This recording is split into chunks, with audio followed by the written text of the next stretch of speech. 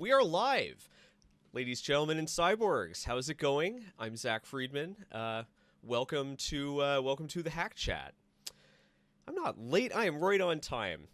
It is such an honor and a pleasure to be on this. I'm not sure how many folks know this, but Hackaday, huh?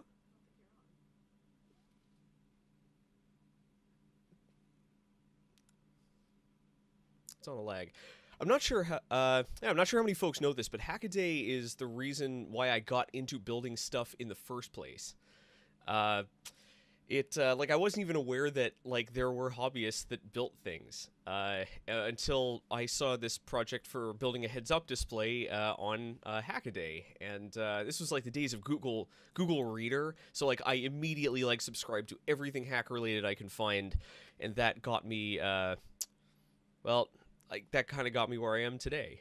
This heads-up display is kind of the culmination of that, and I guess I would say that the fact that I even have this channel at all, kind of is directly related to that. Anyways, you came here to find out about finishing projects, and a long time ago, like back when I first got started doing this, I was really bad at finishing projects. I didn't like I went to engineering school, but I didn't really pass any of my engineering classes.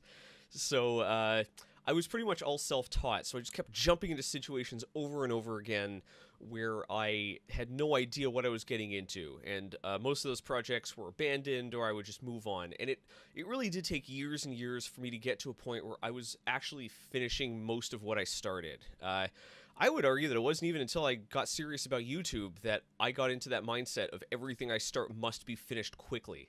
So it is such an honor to be here on the other end of that. Uh, I kind of feel like I've made it, you know. Anyways, you guys came with questions.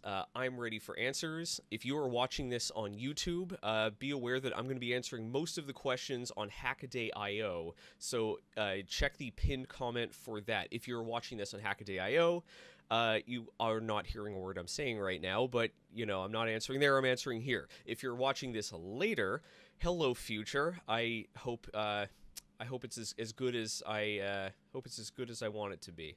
So without further ado, let's get chatting about finishing your projects. Our first question comes from Ina, who asks, "Someone once gave me the advice not to talk about your projects too much, since that positive feeling you get from it getting your idea acknowledged makes you feel like you already accomplished it." This is a great question. This is a real psychological phenomenon where basically telling someone your idea, basically telling someone, not your idea so much, but talking through the project or really any goal you intend to do, uh, gives you some of the pleasure of finishing it, so it can actually kill motivation down the line. This is a real psychological phenomenon, and it can affect things. This this is tricky because in my personal opinion, I don't have data to back this up, but I don't believe this applies as much to projects as there were electronics, there's prototyping electronics, there was writing code, not to mention all of the not to mention all the documentation stuff. Brooke, I have nothing I can do about that. What on earth could I possibly do about that? Anyways, uh, there's nothing I could do about my internet connection. Um, yeah, I would say tell people about your projects, especially if you're unfamiliar with what you're getting yourself into. Also, Brooke, I love you. I love you too. I'm not sure what I'm expected to do about a slow internet connection. Uh, yeah, so especially if you don't know what you're getting into, it's great to talk about your projects because you might basically they might point something out that will get in your way. On top of that, the delay between when you start a project and when you finish the project is usually so long and so hard that you kind of need every bit you can get. That said, if you're the type of person who finds yourself doing this often, experiment. Try stuff. You know, like don't be so forthcoming about your about the stuff you're working on. By the way, the original study I believe talked about runners, people who were starting like think people who are starting like daily running, they found that when they talked to people about the fact that they were running, they ran for fewer days. And I think this is my suspicion is that this has less to do with like electronics projects, but who knows? But that said, there's a corollary to this, which is don't feel like you have to hide your idea. No, if someone steals your idea, you are so unbelievably unlucky. That happens so rarely. I've had like 100,000 subscribers for months now, and I'm pretty sure only like 3 people have actually reproduced any of my projects. If you're trying to make money off it, if you're you have to talk to people about it. You have to reality check your idea. So if you're worried about people stealing it and commercializing it, file a provisional patent. But do whatever it takes to get the word out right now. The concept of hype and surprise doesn't exist in 2020. There are no such things as spoilers anymore. Talk right now. Trust me. Let's see our second. Let's find another question here.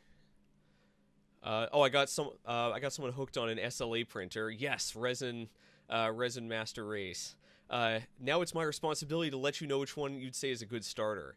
This is relevant to finishing projects. Having the right tools is important. Otherwise, you spend project time working on your tool. I use the Frozen Sonic Mini 4K. I think it's an excellent machine.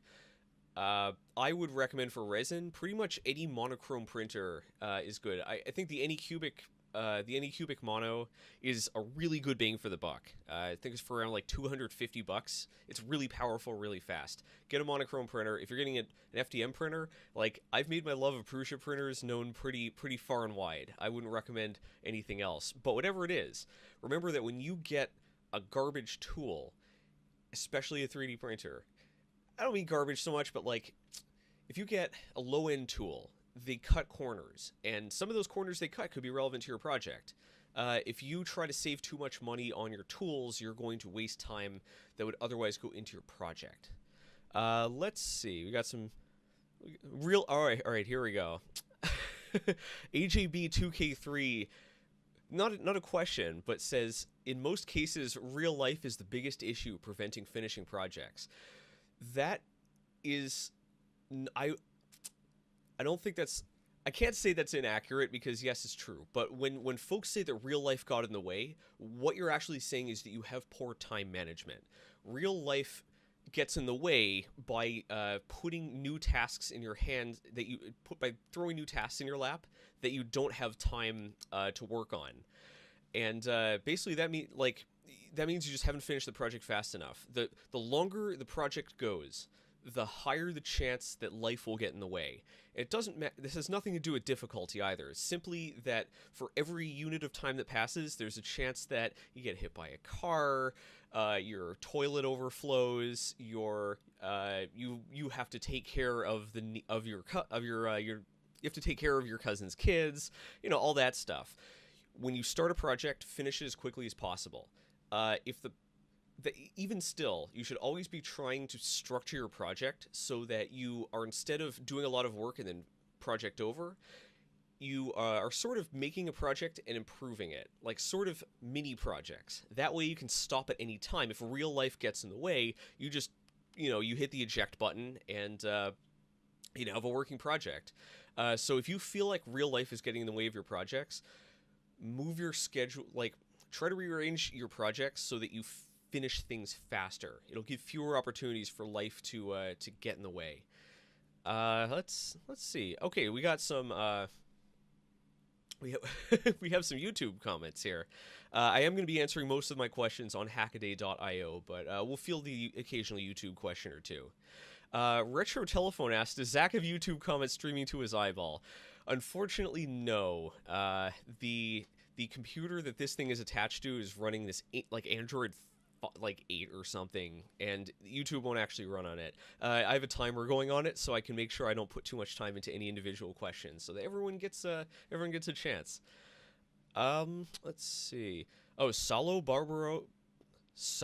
Barbosa Oliveira asks, are you making a living with YouTube only? That's not a project question. Come on, I am making a living with YouTube only. it's tricky. The channel's not large enough to fully support it. But let's look at some project questions. Oh, this is an excellent one. Jordan Brandis asks, "Do you find that you usually work alone? What are your views on teams versus solo work?" This is an excellent question. Nearly every one of my projects I work on completely alone, and I mean that in the strictest sense of the word. I don't ask questions on Stack Overflow. I don't get in touch with other people. I rarely ask for help. My mentality is always like, instead of asking for help, I just try to backtrack and find a different way around. I don't think that's necessarily a good thing. I think it's more like pathology than strategy. But it is what it is. I will say that when you're working with a team, you have to make absolute certain, first off, that everyone on your team is busting their butt as hard as you are. Basically, and the team has to work well together too. You can't. You quickly lose the benefits of working as a team if you guys are bickering and infighting, or even simply disagreeing. Time spent talking is not time spent building. Another aspect of working with a team is that you have to remember, you have to be very careful in that if somebody the more team members have unique skills or have a unique ability, like happen to have enough time to put in a lot of brute force, the higher chance that anything goes wrong in any of their lives and knocks them out of the project. Remember what I said before about the longer a project goes, the higher chance life gets in the way? Well, multiply that by the number of critical team members, and basically you've got a formula that you have to finish this project absolutely immediately, or something will happen to one of your teammates. If you are working with a team, either finish the project in a flash, or make sure the teammates are interchangeable. Personally, I have a hard time working with teams. I just don't. I tend to think of things in a scattershot way that doesn't really lend itself well to collaborating. Is it good or bad? I don't. It's probably bad, but it's too deep ingrained in my personality. I'm too insecure to ask people for help. If I'm asking someone for help, I am deep in the doo doo. Yeah, that's it. If you have the ability to work in teams, I would recommend it. In return for having a higher chance of life blowing the project to pieces, you also have a vastly reduced chance of something completely blocking you. Remember, in order for something to completely block the project, it has to block all the team members. So you can often make your way through things. Another aspect to remember, oh man, this is a great question, is that the more people are in the team, the less creative you'll be. Humans always reach consensus, and unless your team has a tremendous number of people in it who who aren't really vulnerable to this, which is rare, you will find consensus building and design by committee taking root in the team. A team just works better when it's a bunch of people supporting one person, so that one person can splash out and not have to justify themselves to everyone else. If you are in a team, by the way, make sure you're paying attention to the people who you never hear from. Everyone has an opinion, and if you haven't heard from someone in a while, it's not that they don't have an opinion, it's that they're being trampled over. I could talk about this the whole time, but I have to take some other cues. Let's see. Ooh, obvious. Matthew B. Barthet asks, obvious question, what do I need to start making projects, and where do I go for ideas and advice? The ideas part, I'm actually making an entire episode, and that's going to be Saturday's episode.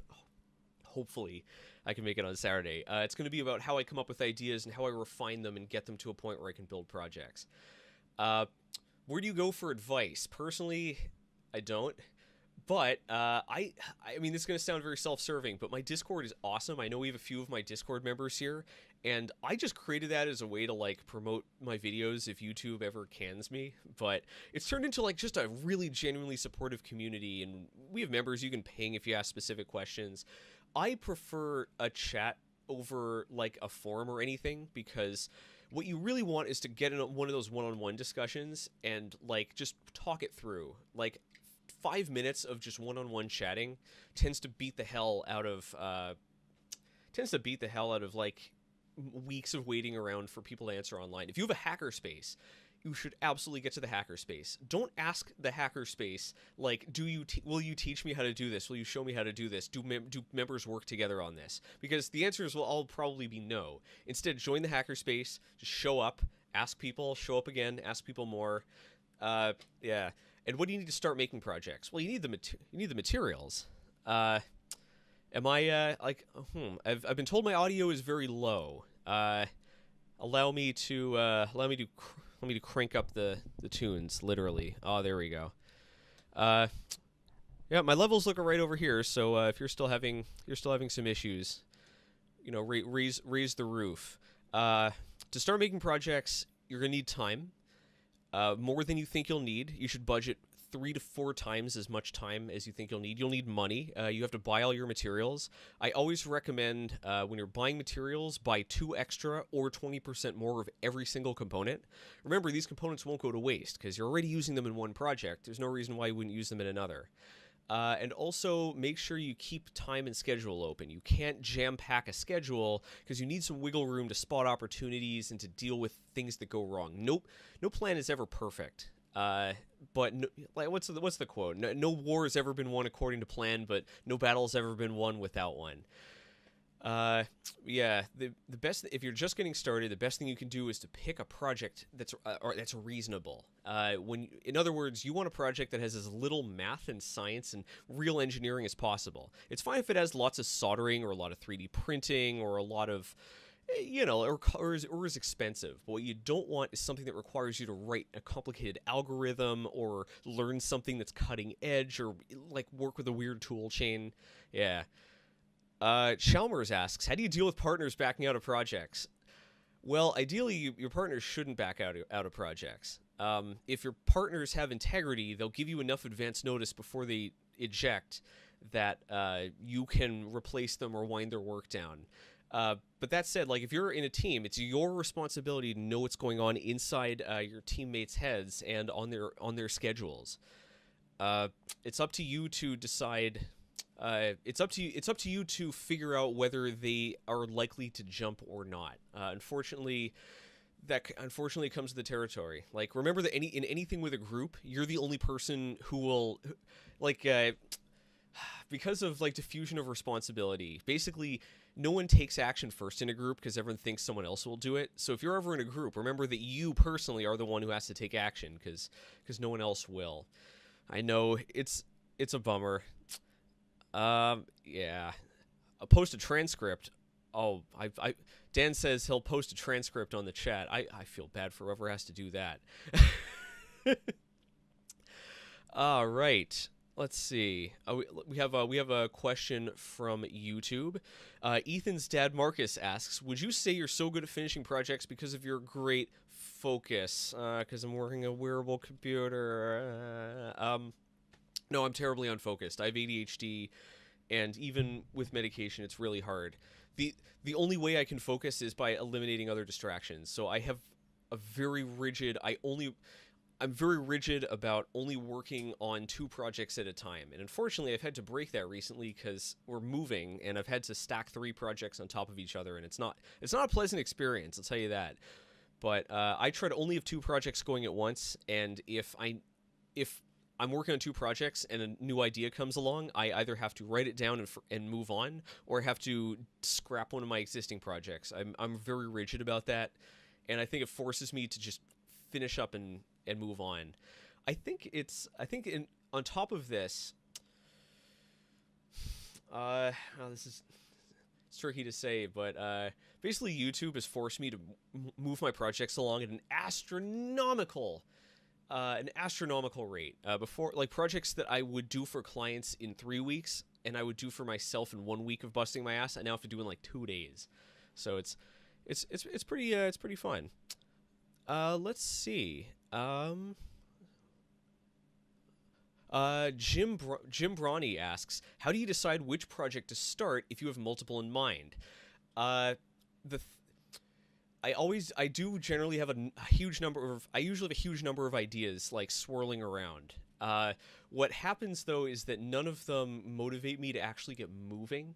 Instead, something happens in the real world that hooks onto one of these ideas and drags it out. For instance, like I've wanted to build mechanical keyboards for ages, and I had to record an episode that involved 3D printing. Now's a great time to build that mechanical keyboard. I've had this idea for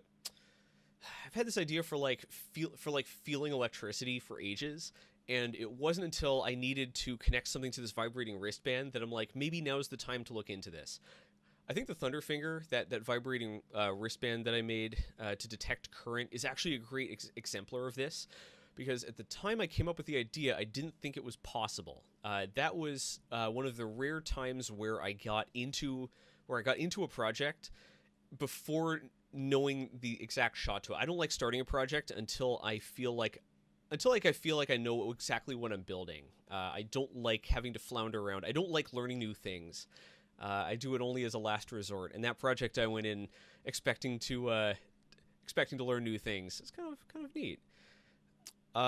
Michael Murillo asks, do you use a PDM tool, personal data management, for solo projects? How do you organize the knowledge you accrue? I've been using Atlassian tools, but it's not geared towards solo engineering. You're going to hate me for saying this, but it's all in here. I find that any solid idea I have, I'll come up with over and over again. I just have this encyclopedic memory of the properties of nearly everything I've encountered. I do, as a backup, I do keep a list of video ideas, because if I need a video idea, like when you get stressed, you're less creative. So I keep this list of ideas so that if I'm in a stressful situation and I need a video idea, I can just yank one out. But pretty much it's all in here. I don't really make sketches unless what I'm doing is so confusing and complex and things have to be added in a certain order. Then I'll write it down just so that when I get deep in the zone, I remember to do things correctly. But it's really all up here. Let's see. Vincent asks, do you ever get a flood of ideas all at once in the middle of another project? If so, where do you keep them until you're ready to start the next project? I do have a list of... All right, so... I do have a list of project ideas on Evernote, but I don't believe I've ever actually looked at it. I in fact am... Yeah, I don't think I've ever actually read it. I don't know why I put things on it. If I come up with a good idea, very few ideas are that good that I'm like, all right, that's it, eject. I'm undoing all this work and throwing it all in the trash so that I can get started on this. Very few ideas are that good. I'll just keep it in the back burner and I'll keep thinking about it. It'll keep simmering away on the stove. I got the themed mug too. I got the shirt and the mug. It's I don't know, like, I feel like some people are just overwhelmed by, like, the urge to make a project. I don't think that really happens so much anymore, because, like, I immediately start spinning through what it'll take to actually implement it, and that generally, like, you know, throws a wet blanket on it. I don't really get burning desires to build something specific anymore. It's more like trying to match the right opportunity with the right project. I was thinking something really interesting there, and I can't remember what it was. We were talking about projects. I think a lot of people have this fear that a lot of people feel like ideas are precious, and they feel like if you don't write it down, then that genius will leave you forever, and eventually you'll hit some point in your life where you're just out of ideas. And if you had only written that one down. Ideas are the most disposable resource available. Like, people say that trees are a renewable resource, but trees take time to grow. You can come up with 5 ideas right now. Ideas are so easy to come up with, they're effectively worthless. And I guarantee you that idea that you think is so great that you have to jump into right now, if you write it down and take a look at it, you don't even have to wait till the next day. You wait a couple hours. You'll be like, oh my god, was I really ready to spend hundreds of hours on this? Ideas are disposable. Just chuck them out like at will. You can always come up with more of them. Michael Chastain asks an excellent question. What is your threshold for saying no to something based on not having enough experience? Do you do tester projects towards a larger goal? The second question is absolutely. If there is anything I am remotely remotely unaware of on a project, I will make sure to front load that and do it before I even get it into my head that I'm building this project. If there's a sensor I've never used before, immediately buy it and test it. If there's a microcontroller I've never tried before, let's fire it up. I'll give myself 15 minutes. If I can't get code onto it in 15 minutes, it's in the trash. My threshold for saying no to something is extremely low. Basically, if there is literally anything in the project that I haven't done before, I need a really solid reason why I'm doing this project in particular. In fact, the last project I can think of that has something I've literally never used before is the somatic data glove, which I'd actually built like a year ago or something, which used machine learning. And I only picked that up because I thought embedded machine learning would be like a way to earn money. No, my threshold is extremely low. The difference, it's not. I don't like learning. Fine, I'm a bad nerd. But also the time difference and also the variance difference between projects you know how to do and projects you don't is a chasm. Like I could probably estimate how long it'll take me to do a project where I've already done that stuff before, down to about, I'd say I could estimate that probably around plus minus 25%. But if I don't know what I'm doing, that thing could take 10 times as long. It's possible to know. We have a YouTube question here. Let's see. This is an excellent one. Clutchoid on YouTube asks, what about finished projects? What the hell do you do with them? That is an excellent question. There's this cognitive bias called the IKEA effect, which is that people are irrationally attached to things that they create. And I try as hard as I can to just pitch stuff, but the fact that I can use things in future episodes makes it really hard to throw things out. So unfortunately, I save way too much stuff left over from past episodes. Like within arm's reach, I've got this rocket that I printed to show transparent prints. I've got a 3D printed trebuchet. I've got the buff Corona from the 3D printing episode. I've got half a Nerf blaster that I'm probably never going to play with anymore. Yeah, it's really hard. The projects are piling up. I really need to get rid of them. The original plan, if you're curious, behind the scenes, the original plan on my Patreon was to give away projects to my patrons. But it turns out that you can't do that. Not only does Patreon not allow it, but running a lottery like that is illegal. I would instead have to make it I would instead have to open it to everyone, and I can't give patrons extra tickets or anything. I figured that I didn't want to do that because all it takes is one person in Alaska to win a big heavy project, and I suddenly have to pay $400 to ship it. The projects are just piling up. I have to figure out something to do with them because we're moving to Colorado, and I'm gonna have to schlep all this garbage with me. Oh my. Nathaniel asks, how would you handle projects that seem to be unfinishable due to factors such as constant issues? Another question, when do you cut your losses and get someone else to finish the project and scrap it? These are both, I like these questions are together because I think the answer is is together as well.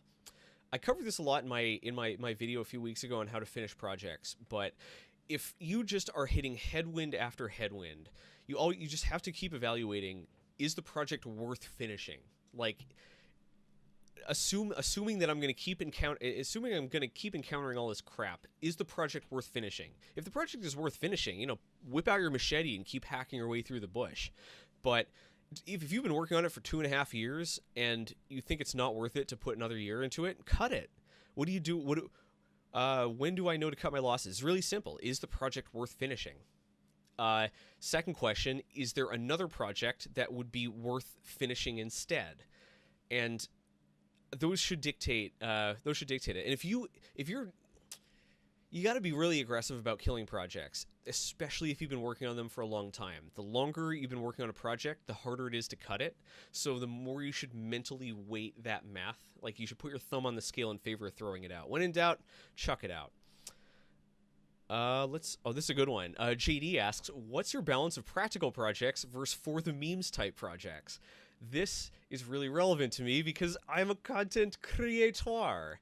I try to only do practical projects. There are tons of YouTubers who make meme projects, and I think A, it's done to death, and B, there's no way I can go toe-to-toe with, like, Styropyro or Michael Reeves or Electro Boom or anything, so I have to make the projects at least ostensibly useful. That said, my next project is really useless. Sort of. It's tough. It's tricky. I try to not do meme projects unless they are going to take, like, an hour. Like, I rigged up, like, at my parents' place, I rigged up the medicine cabinet that when you open it up, it says, "Pills here!" But yeah, that's like an hour. That's about how long I would take to do something dumb like that. That said, like, the pressure to make stupid meme projects is almost overwhelming, on account of, being a YouTuber.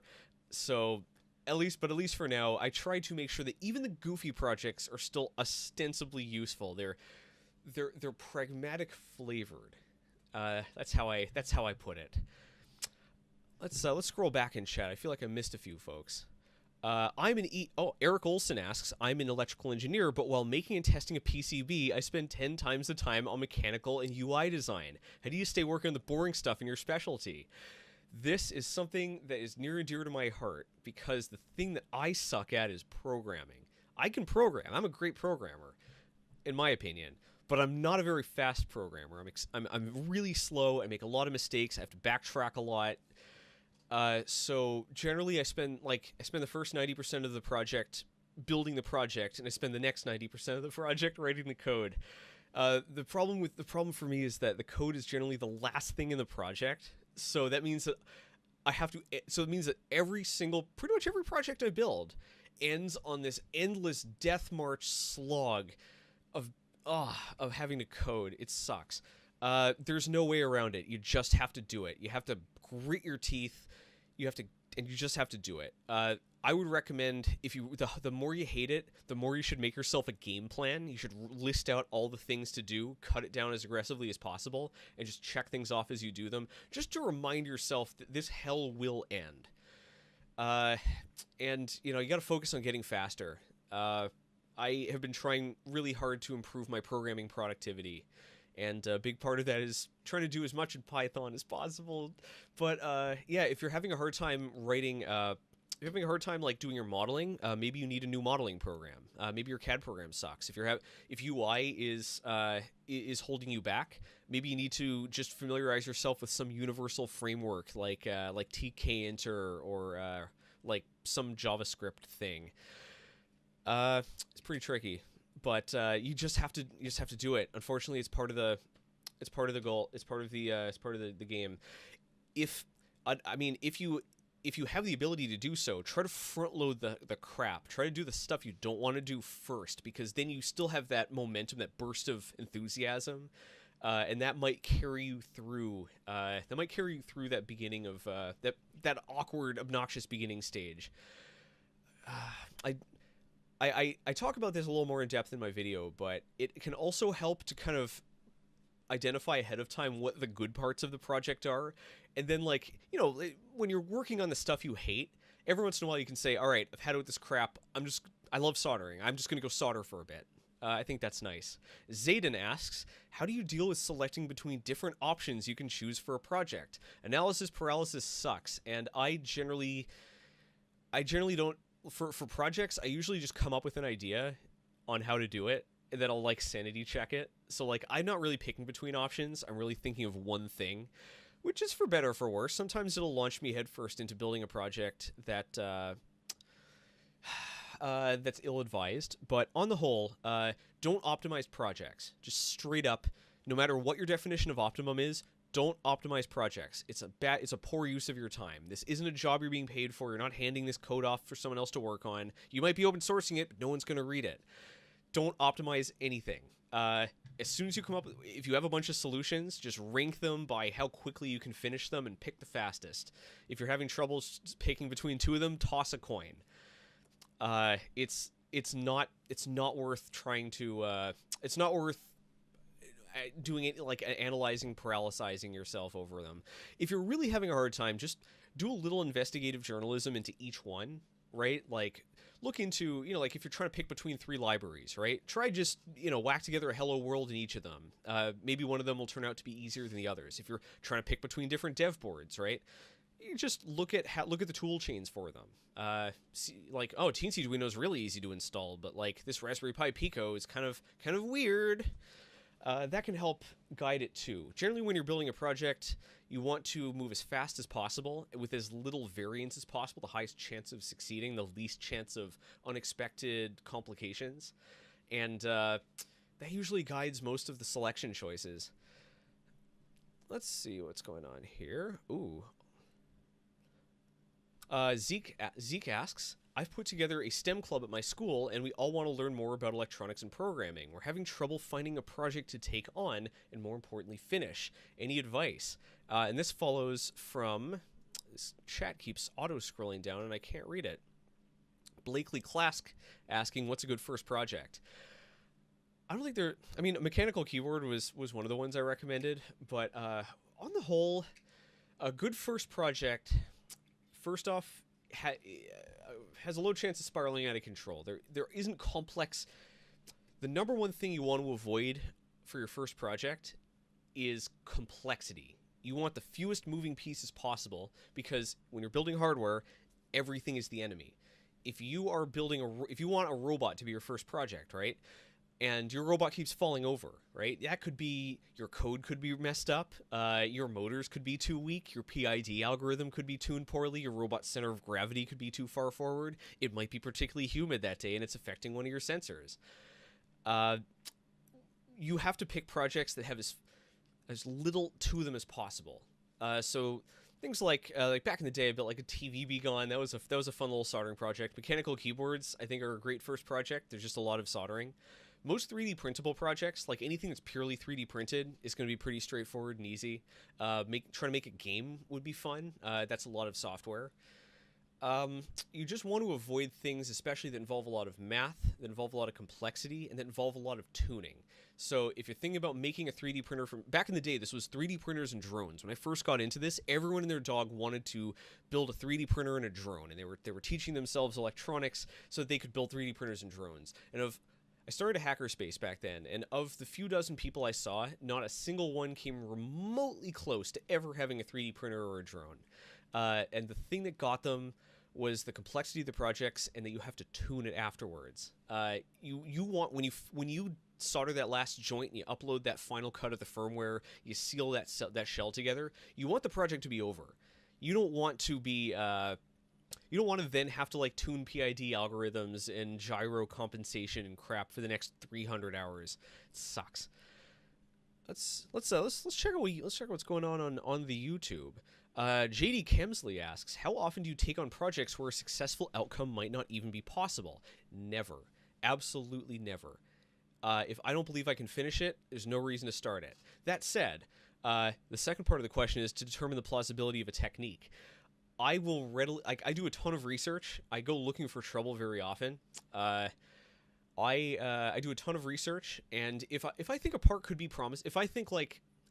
Basically, if I go online and it passes the sanity check, like I think I can program with it, I think I can put it into a circuit, it seems like something useful, I'll just buy one and then just quickly whack together a test circuit.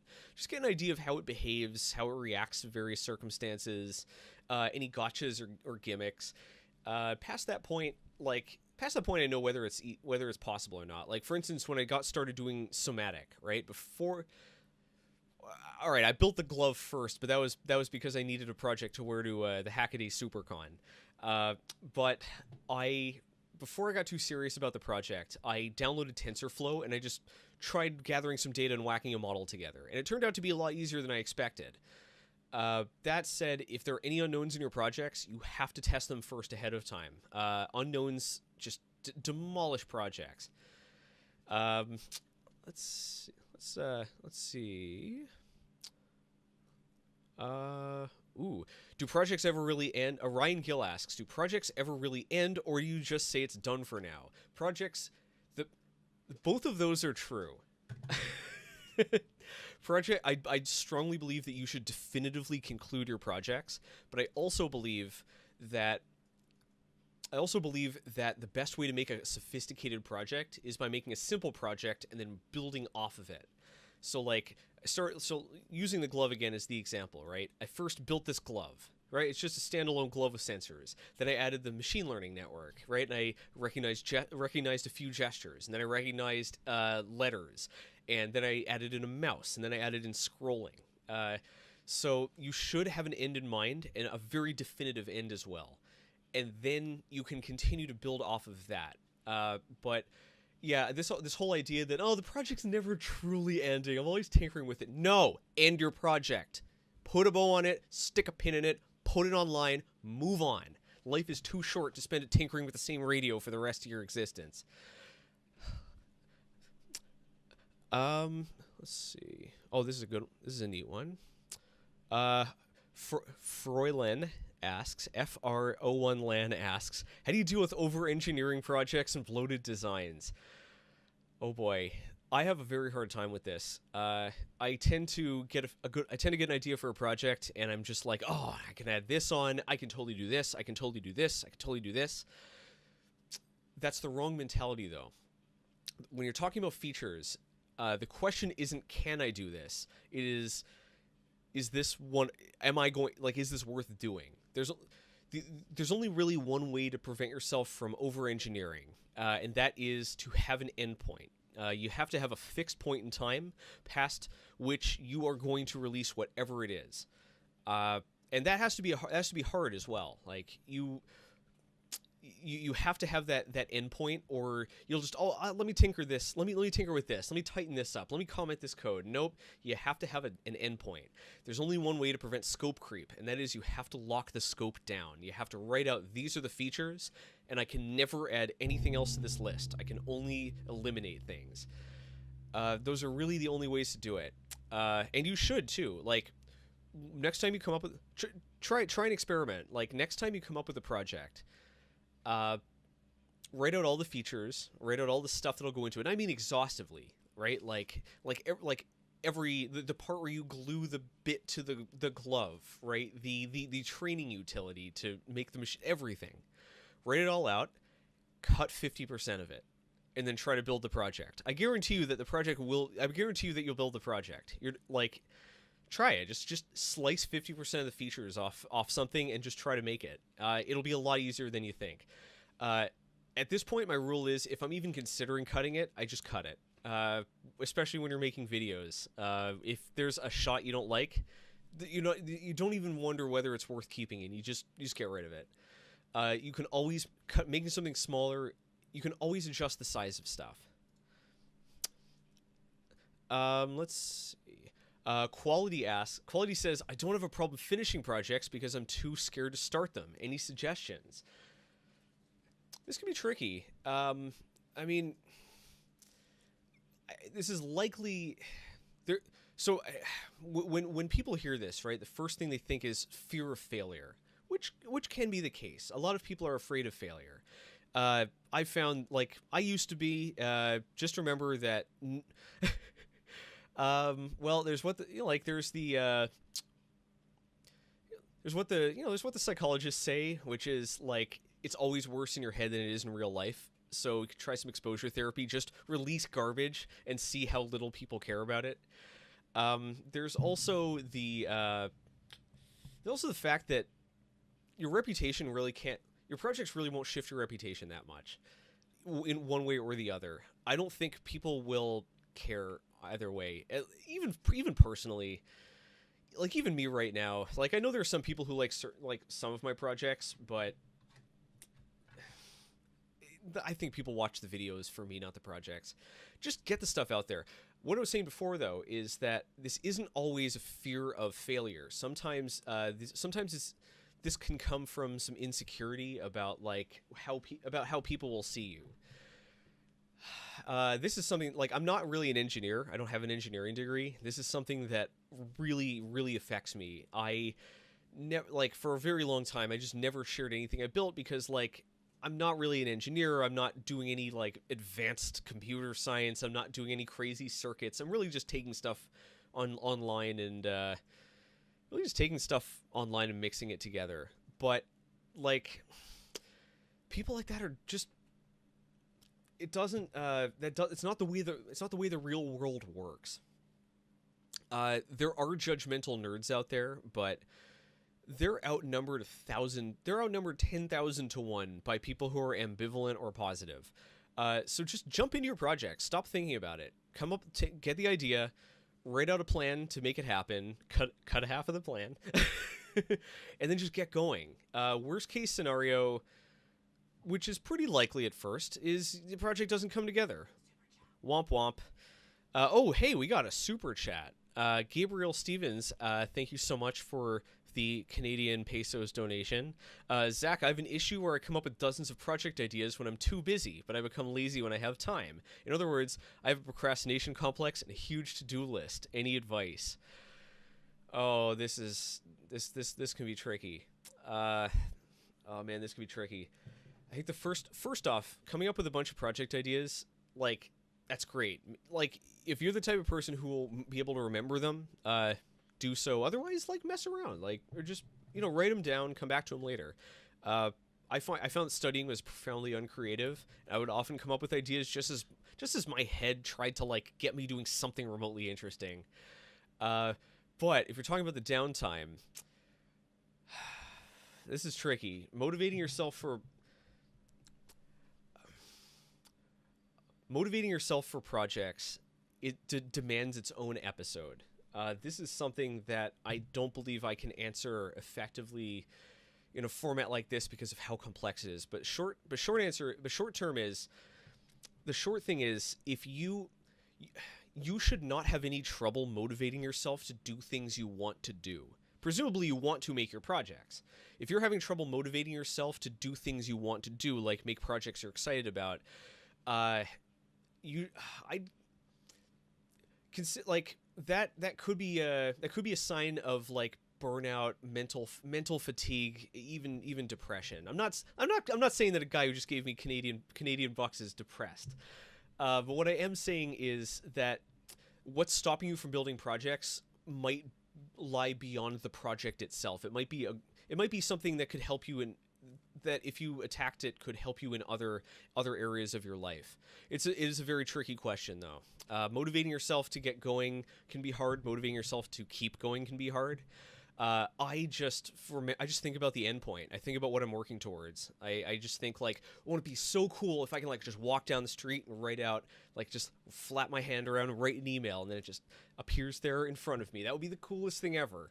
I just keep that in mind. Now I can think like, wouldn't it be rad to like break into some building and, like, pull out my cyber deck and hack in and yeah, okay, spoiler. I'm not really going to break into a building, though. I'm going to get permission. But motivation can be tricky. We have another super chat. Oh my, you guys have to give Hackaday the money. Michael's, thank you so much for your donation. Thanks for the inspiration to finish projects. Thank you for using it to build projects. I mean, that's why I do all this. I want you to finish more projects. Let's get back to some Hackaday questions. Oh no, it's Shreya Ora asks, any advice about home automation? What's a good way to start for it? I'm trying to make a system, and what you said is very relevant. Oh no, Shreya Aurora. Oh no. Home automation is one of those cursed projects. It's an endless abyss from which there is no escape. You will never get the system good enough. It'll never work the way you want it to. You'll spend weeks of your life trying to close the blinds when you turn the TV on. All I can say is keep the system as tight and small as possible. Have the fewest number of hubs, and make sure you buy things that have first-party compatibility with the hub. Like, if you're going to do your lights, keep it all Philips Hue. If you're going to do, smart outlets, like, keep them all Belkin. Just keep. I'm not endorsing these brands in particular, but keep it as contained as possible, as many things that have first-party compatibility. If you're doing wireless, test beforehand, right? Make sure your wireless signals will actually be able to make it around. If you're doing internet, your entire system will inevitably fail. If you're doing X10, make sure that the right circuits in your house are connected. But just be aware. Home automation is a nightmare abyss that will consume your life. We have another super chat. No, we don't. I just have two. Oh, hey, Damien Sixberry. Thank you very much. It's Trey follows up. What if I do everything with a Pi and a bunch of relays? All right, that's fine. If you keep it all with one device, I think you'll be fine. It's when you start having when you start having like Lutron products and Philips products and like Belkin products and homemade items and Alexas and all that crap. Hey Alexa, play Despacito. It's when you have all of that things really start spiraling out of control. Cray asks, Zach, I keep messing up some of my AutoCAD projects. What do you think I should do to focus more on AutoCAD? I haven't used AutoCAD in a very long time.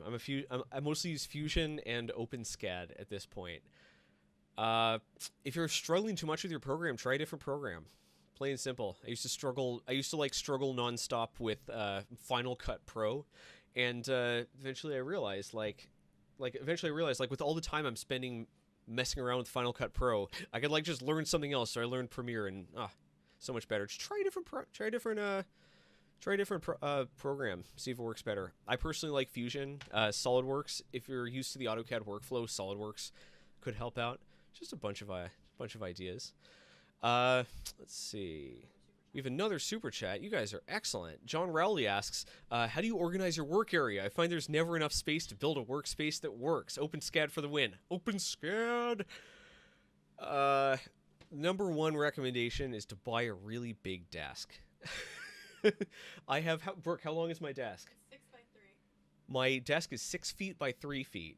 Buy the biggest workbench you can have and get as much stuff as you can off of it. Like, mount your monitor to the wall, use like hutches and stuff to get your test equipment up, move hand tools and stuff to a pegboard or to like a sideboard, and most importantly, clean off the workbench when you're done for the day. Clean off the bench. I know it sucks, but trust me, it's worth it. I didn't clean off the workbench yesterday, and I wasted 20 minutes today hunting around for my mic.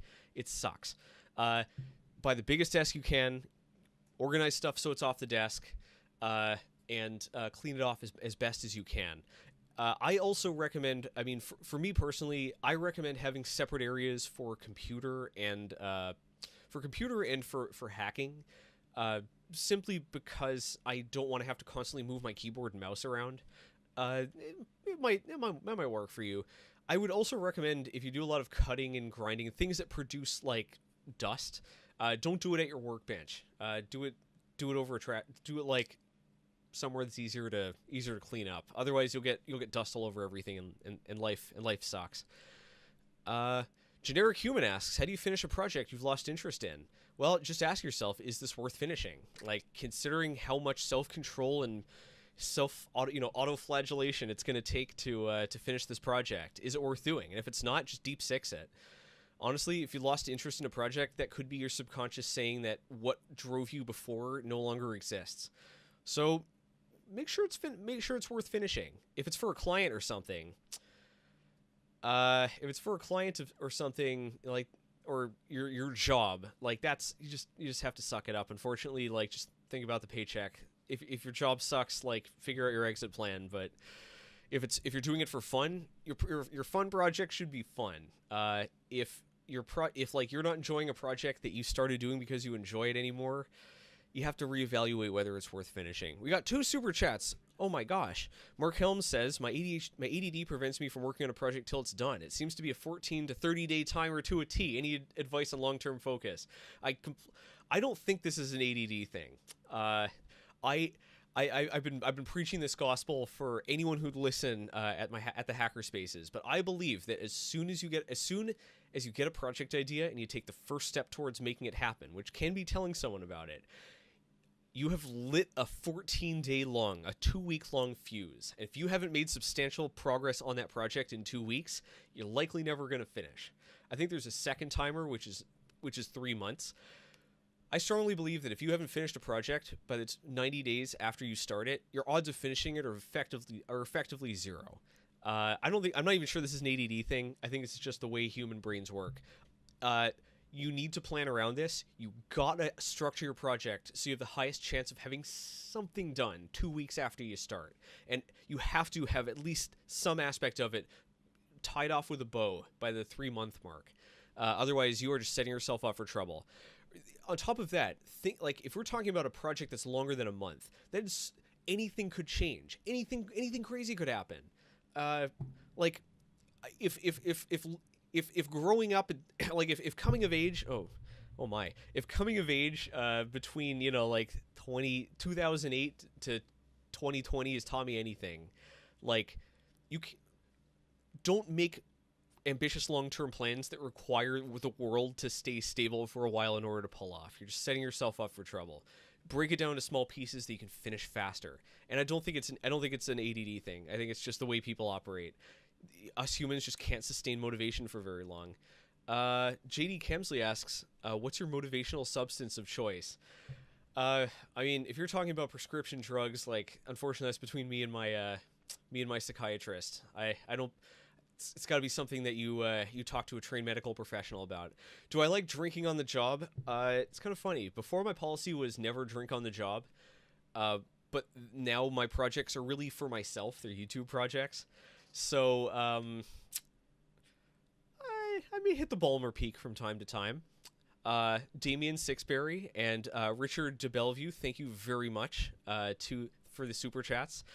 Damien asks, can you make tutorials? At least now I haven't figured out a way to make them fun to watch for people who aren't interested in making the thing. So maybe in the future, but at least for now they're just not fun.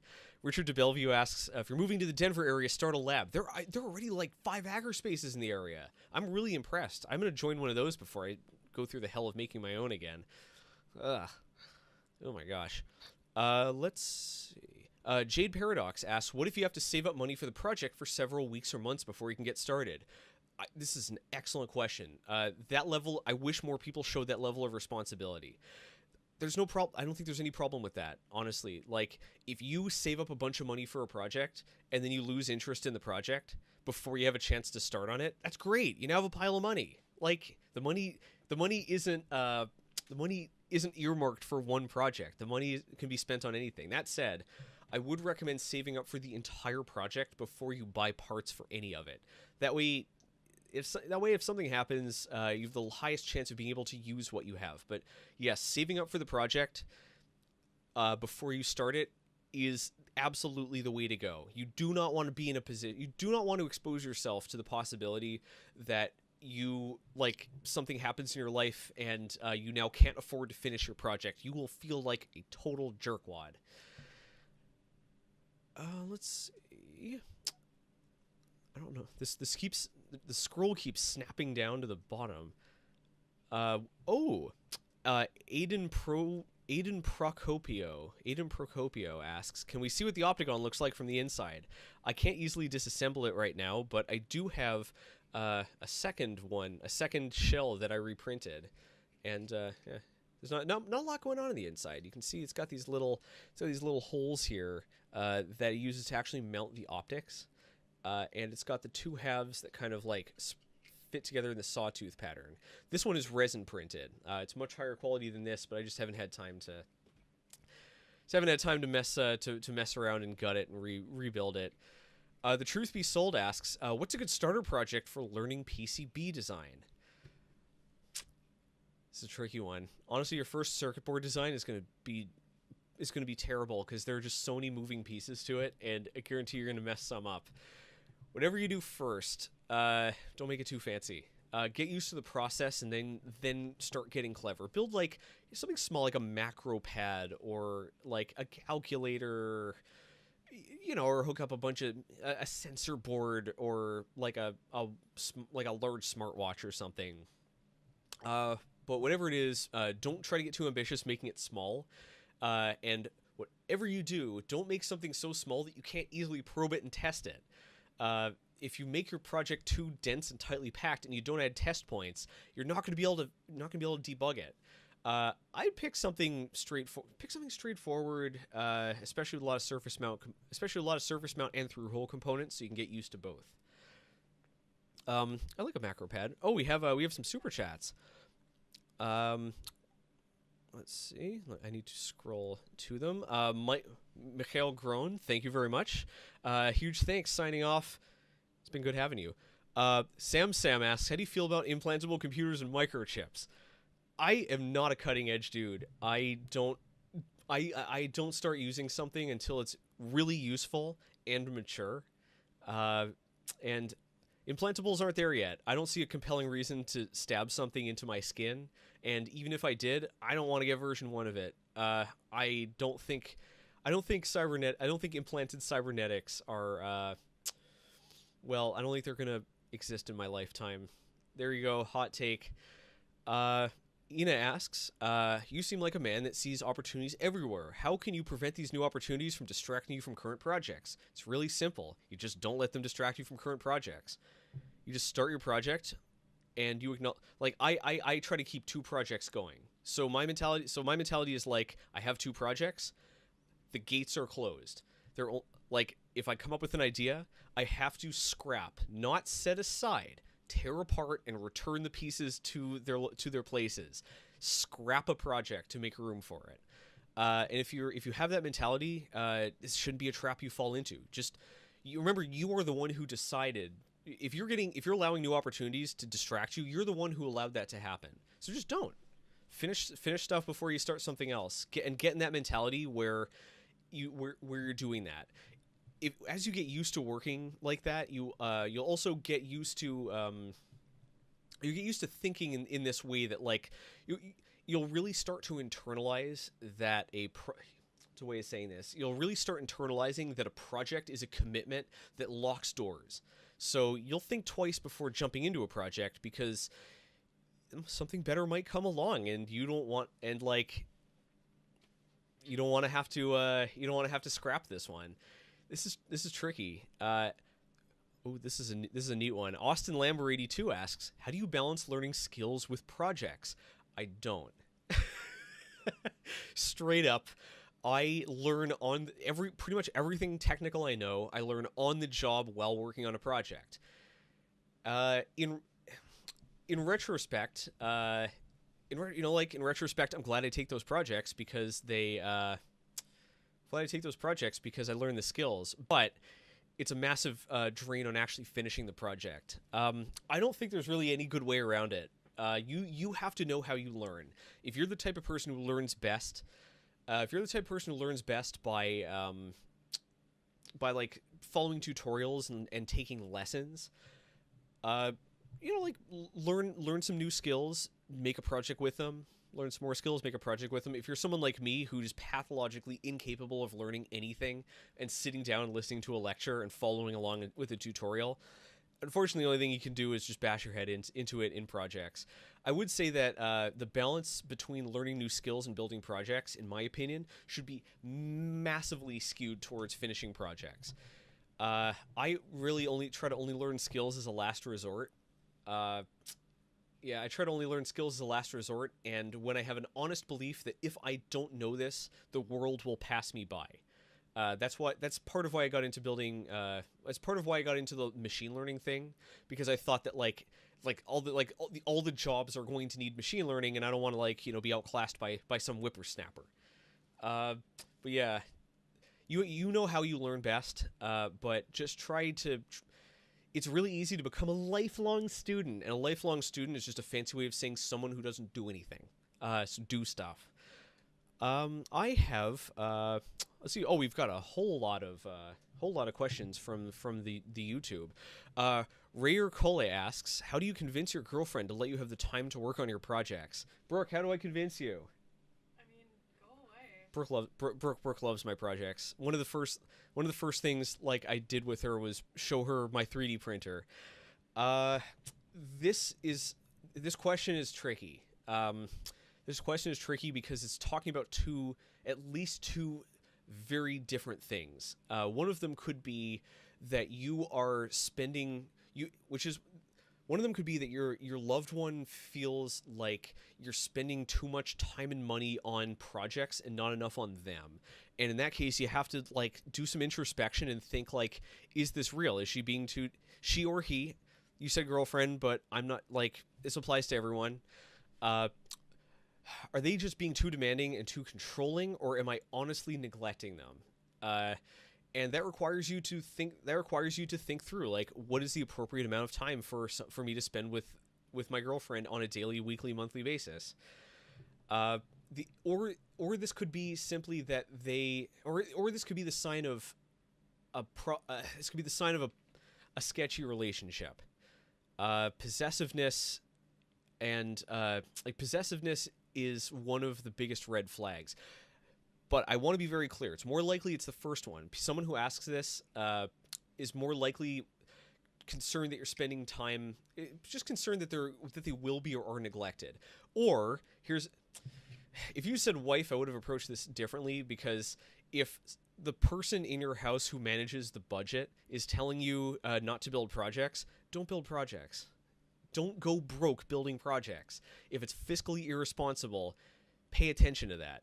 But you have to be careful in this dynamic. You have to do some real introspection and think, what's the amount of time I want to spend in the relationship, and what's the amount of time I should spend in the projects? Ideally, someone who you can spend the rest of your life with supports what you do for fun and expects you to support them and what they do for fun. So it's a very delicate question, but I'm glad it's one that you're asked. I'm glad it's one you're thinking about. Let's answer another YouTube question. Let's see. I feel like I've been answering the same question a number of times. Jeff Crow asks, as a newbie jumping into a hard project, do you start something big and small, and how soon do you find yourself saying this is way over my head?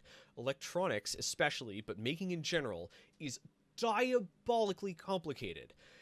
Everything has just this brutal learning curve where you need to gain a ton of skills just to put your chips on the game board. If you're getting started, there are no easy projects. Everything is hard. It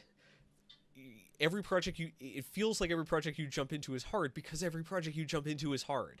It's just the nature of the game. As you get more experience, and as you learn more skills, as you get more familiar with just how the project life cycle works, you'll get better at evaluating time sinks from quick jobs. But when you're just getting started, they're all going to be difficult. Even simple projects will require you to learn new skills. And remember, you don't have the skills to evaluate what skills you have. So they're all hard projects. Dive in, get your ass kicked. If you're the type of person who can learn by studying or being taught, do that instead. If you're a person like me who can't, just fall off the tree of knowledge and smash your face into every branch on the way down. Let's turn back to Hackaday.io. This is one I'm surprised no one's recommended. So this is one of them I'm surprised no one has asked yet. Snell asks, advice on making videos from your projects. This is a great question. At some point, I have to do a video on how to make videos about projects. But if you can, I would strongly recommend making a video about your project instead of taking pictures or making a write-up. A lot of people say you have to document your projects, and that what they're thinking about writing. Buddy, it's not 2008 anymore. Nobody reads blog posts. Sorry, Hackaday. This is why we're doing a stream for a reason. You have to doing a video is a great way of going about it. First recommendation. Don't document the project while you're building it. You're going to end up backtracking and making mistakes. It's going to screw things up. Instead, I would recommend either finish the project and then video building a second copy of the project, or disassemble the project and make your video rebuilding it from scratch. Second thing to remember is projects are boring. Yes, as a guy who makes projects on his channel for a living, projects are boring. They don't do anything but sit there. Right? So you have to add motion and excitement and interest. You notice that in my projects, I'm always doing a time lapse, or I'm pulling focus to cause it to fade into view, right? Or I am zooming in. There's always something, or I'm using it. Basically, there's always something going on to add motion, because if I didn't, the project would just sit there doing nothing and be boring. Third recommendation, people hate looking at code. Just completely ignore the code in your video. You can mention, you can spend a few seconds just saying, I use this. But on the whole, people just do not like seeing code. Remember that the purpose of the video is you have to know if the purpose of the video is to entertain or inform, and you have to go mega hard on the one you pick. If it is for entertainment, don't think too hard about getting all the information across. Just focus on what makes this fun to watch. What do people want to see? What are they curious about? Like when you're making a video to entertain, imagine that you hand the project to someone, right? Or you let them explore your workshop alone. What are they going to pick up? What are they going to look closely at? What are they going to ask questions about? What are they going to snoop around in? What are they going to marvel at and try over and over again? Those are the things you have to make it in. If you're making it to inform, you then have to decide, am I making reference material or am I making instructional material?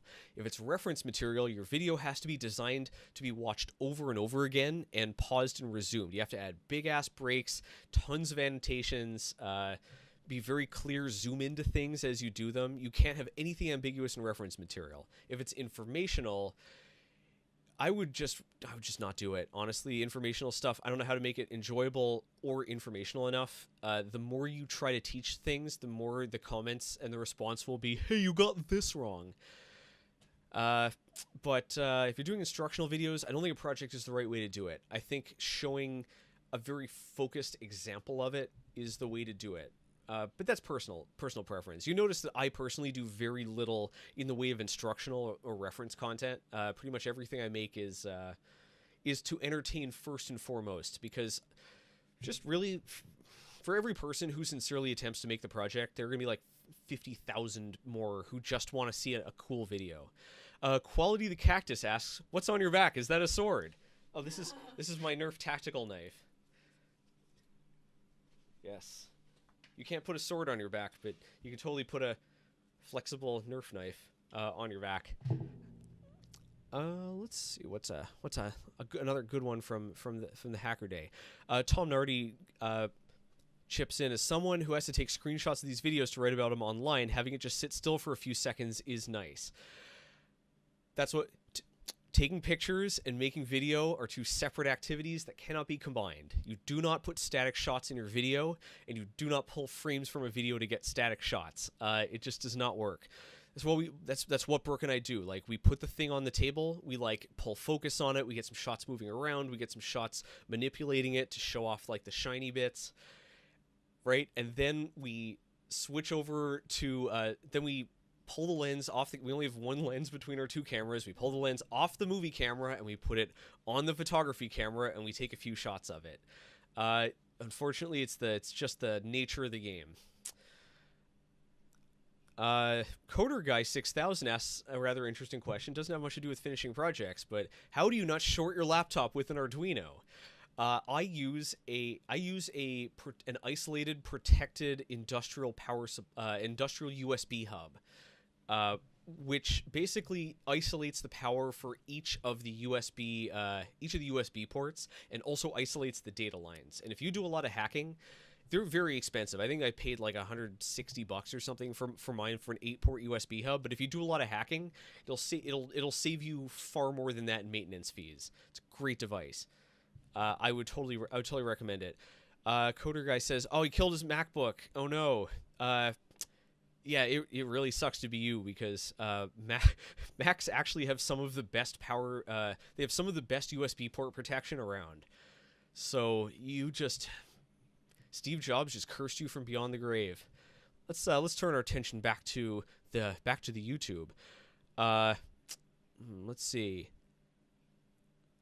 Quinn Foster says, I just spent $200 in parts for a project that I shouldn't have started. Should I try to finish the loose ends first? You got to ask yourself, is this project worth finishing?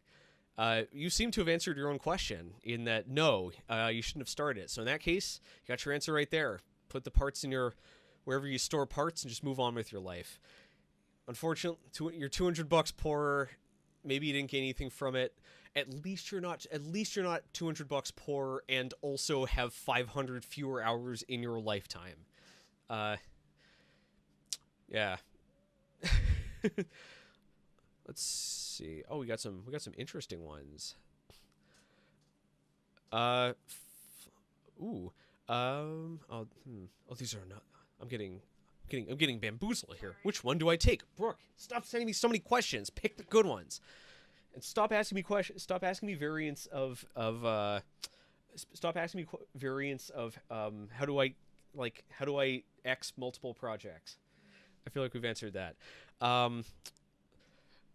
8-bit on our Discord asks, my cousin wants to learn electronics, but I'm struggling to find a starter project that won't get dull. What early projects did you find engaging and keep you motivated?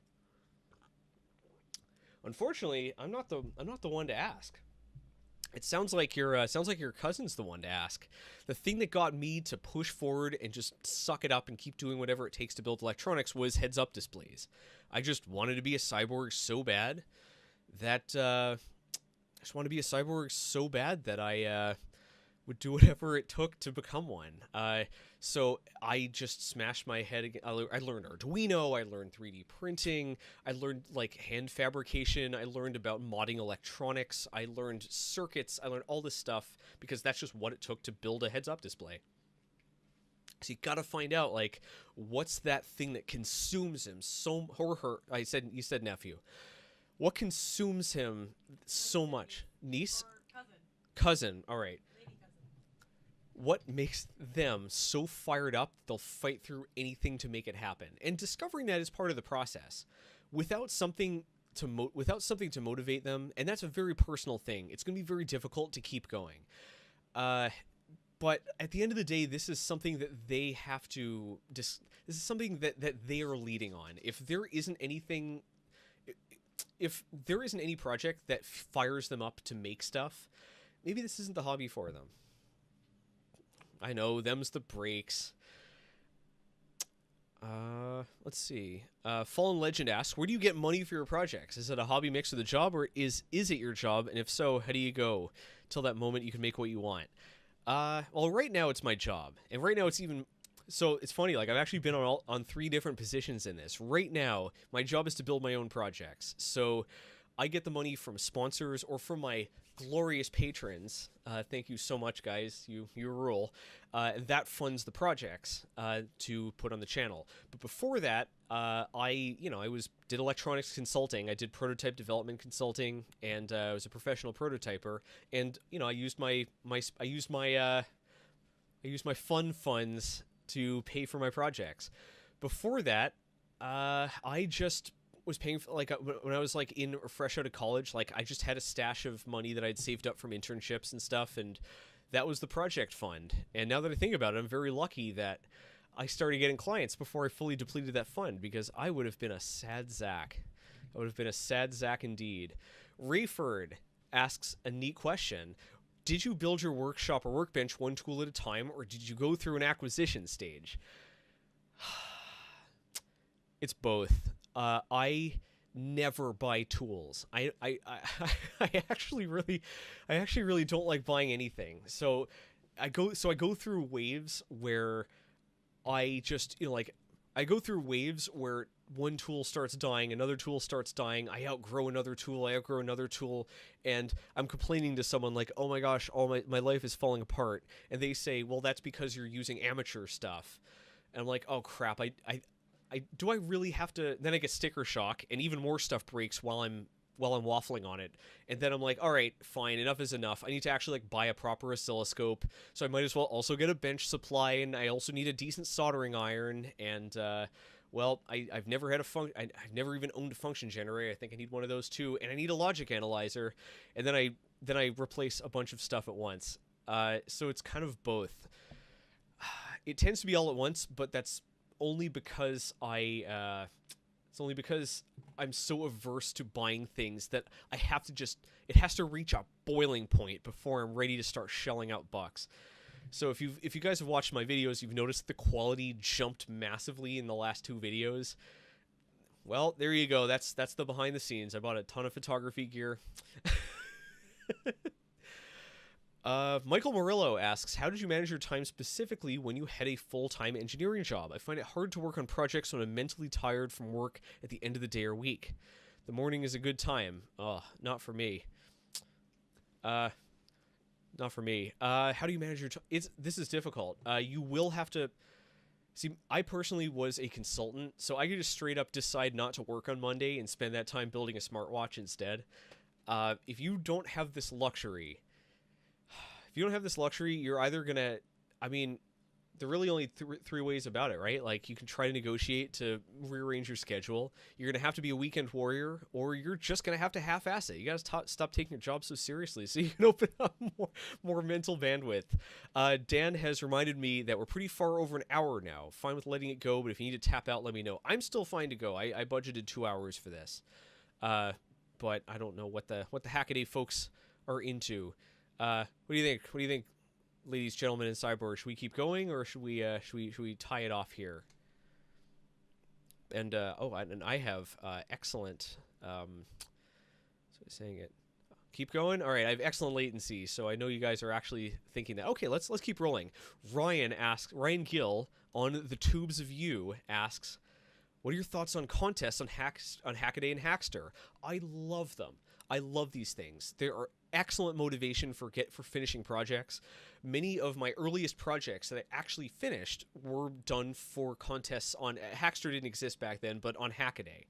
They are an excellent way to like focus yourself on a very specific project and finish it on a very particular deadline. I love them. I entered tons of contests. I used to have an entire wardrobe of those barf green Inventables or Instructables shirts with the little yellow robot on them. I haven't won anything on Hackster. I don't understand how Hackster judges their projects, but anyways, don't go in expecting to win, right? Don't allow losing to demotivate you, because there are just so many people entering these things. Like, the odds are against you, but they're a great way to focus.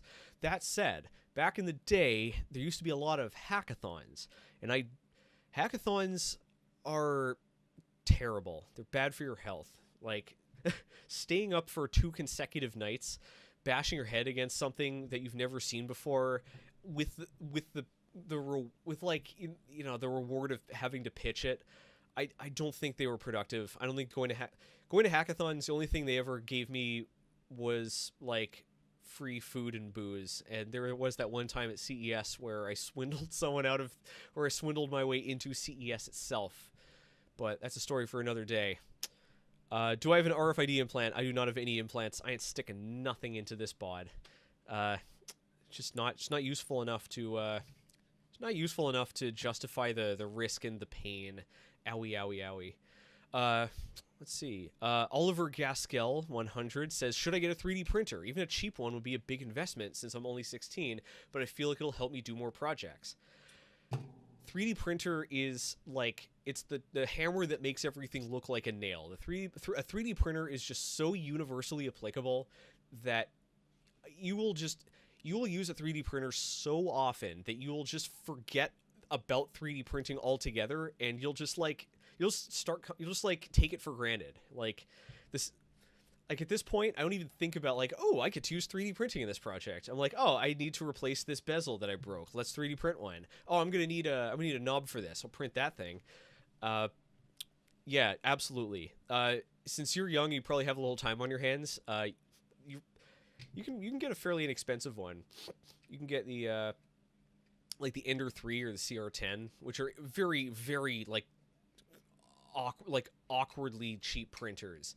That you are I can only really recommend them because they improve from when you mod them. So yes, for a few $100 for an amount that you could conceivably whine at your parents for a birthday present, you could get a 3D printer and it'll change your friggin' life. Absolutely. Let's see. Adrian Procopio asks, do you have any budget 3D printer recommendations?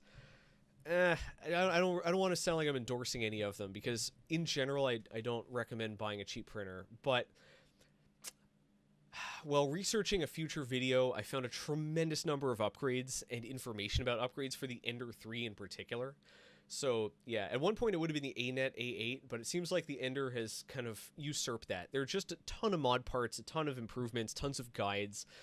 I would recommend. Yeah, I'd again, like, I've never owned the Ender, so I'm only going off secondhand knowledge. But it seems like a good one. Although I would recommend get a PEI, magnetic PEI bed, because screw glue and hairspray. That's ancient history. That's old. That's yesterday's news. Let's see what else is going on the old Hackaday. how do I get this to stop scrolling automatically? Let's see. Dead air. Oh no, dead air. Yes, Dan brings up the constraints are forced onto you by a contest. Absolutely. DJ asks, have you ever thought about doing some projects for people with disabilities? I'm very uncomfortable with doing stuff like this. I don't build any of my projects intending for anyone to actually use them. And the idea of the prospect of making a project and saying, "Oh, this is going to help people with Parkinson's, like paint pictures." The idea of saying something like that and getting all those views, getting all those sympathy views and whatnot, and then, if someone with Parkinson's actually wants to use it, it'd be like, "Well, I didn't really document this, and the code's kind of untested, and it doesn't work very well." That's just kind of gross. So that's why I've avoided doing projects for accessibility and for medical conditions and whatnot, because I don't feel like I do it well enough to actually help them in the long term. It feels like it's just exploitative. That said, I'm sure that one of the wearable projects I put up will eventually be used for stuff like that, because wearables rule, and there aren't a lot of starting points for wearables. Let's get our butts on a YouTube. Dennis Peterson asks, once I figure out how to finish a project, I lose interest in actually finishing it. How do I get over this to finish them? Well, from the sound of it, see, this is tricky because I'm not really sure the dynamics going on, but from the sound of it, it could be that the puzzle of figuring out how to put the pieces together is what's motivating, and that's really interesting. I've never heard of anyone who's motivated primarily by that, but that's great. I would say in that case, pick harder projects. Pick projects where you have to build a bunch of stuff to reach the challenging part. Basically, I'm waffling around this. Make projects that have really complicated software, because then you're forced to build all the hardware before you can do the hard stuff, and then you basically have this really big, really complex problem to solve. This a bunch of needles you have to thread. I would pick stuff with trickier software, just stuff that will keep your gears chugging the entire way through. But at the end of the day, there always has to be some amount of self-discipline. You're never gonna, at some point, you are gonna have to just crack the whip and get yourself to sit down at your desk and get stuff done. Them's the breaks. I know. Jonathan Hunt asks, what made you get into YouTube? I want to say it was the pandemic, but it wasn't. Basically, I had a really long-running contract that kept me busy for 5 years, ate up most of my time for 5 years, and that ended around December. And I was looking for new clients, and there just weren't too many meetups. There weren't as many meetups, so I decided to start doing. So I started thinking of doing YouTube videos to find more clients. Then pandemic, no more meetups, and I'm like, oh crap, I guess we have to do this plan. So I ran the numbers, and I realized that if I went full-time on it, I had a pretty decent chance of either getting enough clients to make it work or making it work without the clients. And my hunch turned out to be correct. The math played out, and here I am, talking to people for Canadian pesos and Super Chat. See, the green hoodie asks, how old am I? Gentleman never asks, a lady never tells. I'm just kidding. I just turned 32. I'm 32, right? Yeah, I'm 32. Yeah, I'm old as hell. According to Silicon Valley, I've been dead since 2008. Derek Acosta says, after using your eyewear for years, have you noticed your vision change in each eye? I generally don't wear the computer unless there's a need for it. So really, when I'm off camera, I'm rarely wearing the computer. But that said, it shouldn't cause your vision to change very much. Your eye is used to prioritizing which point of reference it's using to focus. And honestly, if you wear a wearable computer for a long period of time, the only negative effect will be that things will seem really weird, and your depth perception could be messed up if you remove it, because your brain just edits it out. I've actually completely forgotten I was even wearing this thing because I let it fall asleep, and I can't even see the timer anymore. do a backflip. I can't. My apartment's too small. That's what I told them.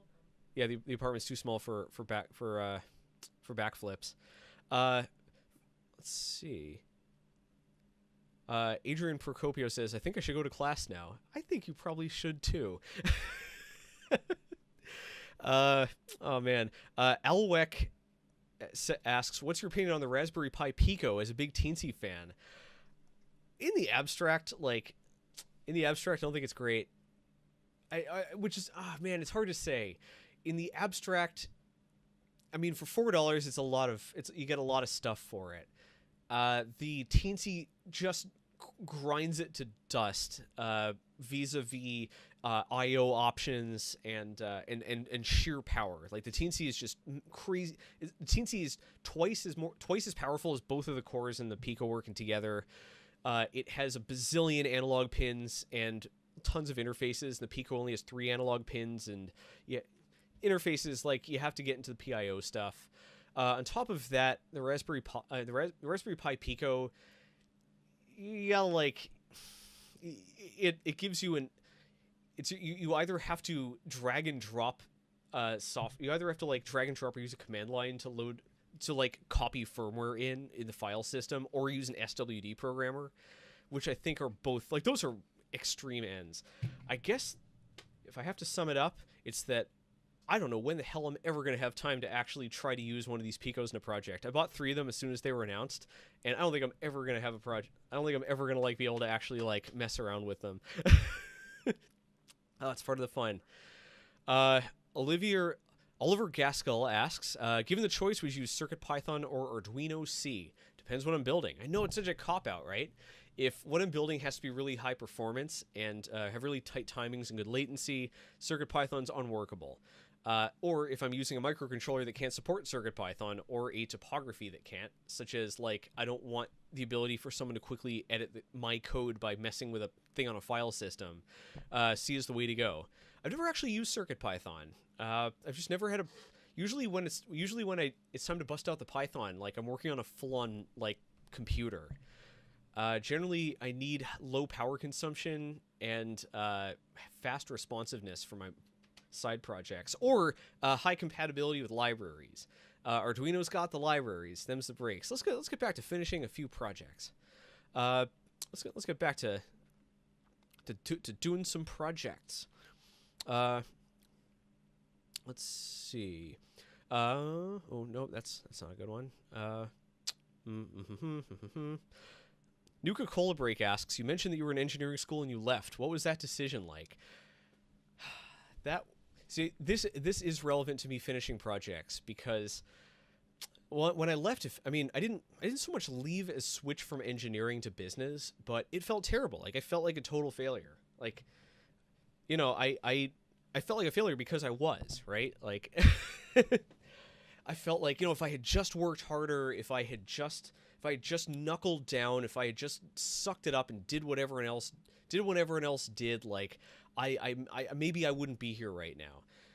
And it really felt bad. I felt terrible and I beat myself up over it. But only a year or two later, I started building projects of my own, and I was like, wow, I spent an entire week studying the parallel plate equations and the capacitor equations, and I didn't understand what the hell was going on, and I figured out what the hell this thing is for in 15 minutes. And some people can't be taught. You can only learn. For some folks, one project is worth an infinite amount of lectures, and that turned out to be me. I wish there was someone in my life who could have told me that. The people in my, the folks in my life were saying something we're mostly saying something well, no one said it would be easy. You just have to knuckle down and fight through it. There wasn't anyone saying maybe you should spend more time in the engineering lab, which I thought was kind of, I don't know, it's kind of an odd realization. Oh my gosh. Noah Combs asked if I have any CAN bus experience. I thought he said any cannabis experience. I played with it briefly in hacking a car, but car hacking projects are a pain in the butt. Let's see. Can you hunt me down a how to finish your projects question or two? Someone earlier, I lost the I Someone earlier was asking about a Give very me one expensive sec. project. Very expensive project. Okay, I'm sorry I can't credit you. The question scrolled off the screen, but what's my take on very expensive projects?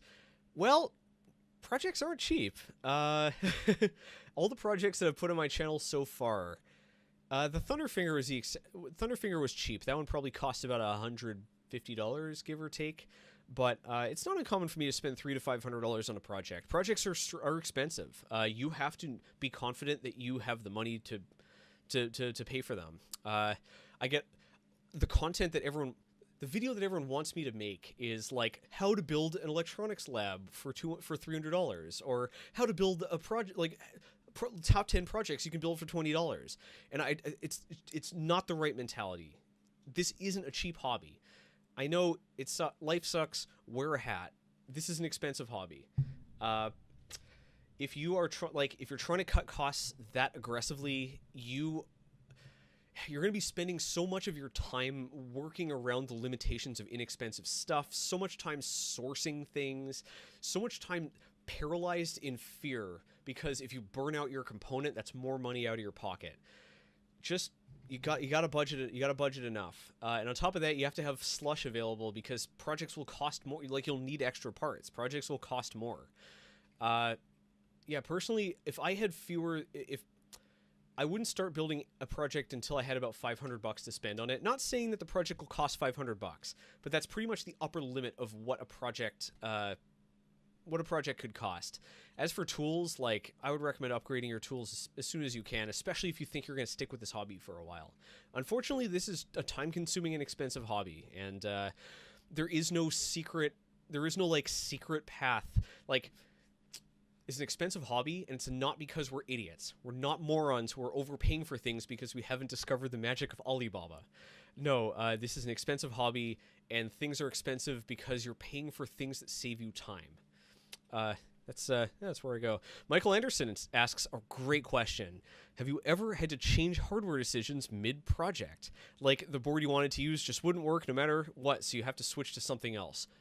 Oh yeah, this happens pretty often.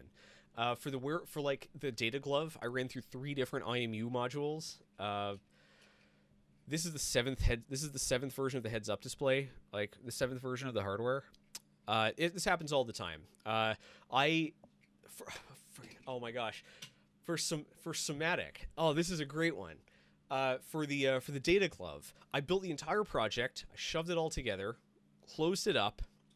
Wasn't working, and it just straight up wasn't working, and I realized that it was because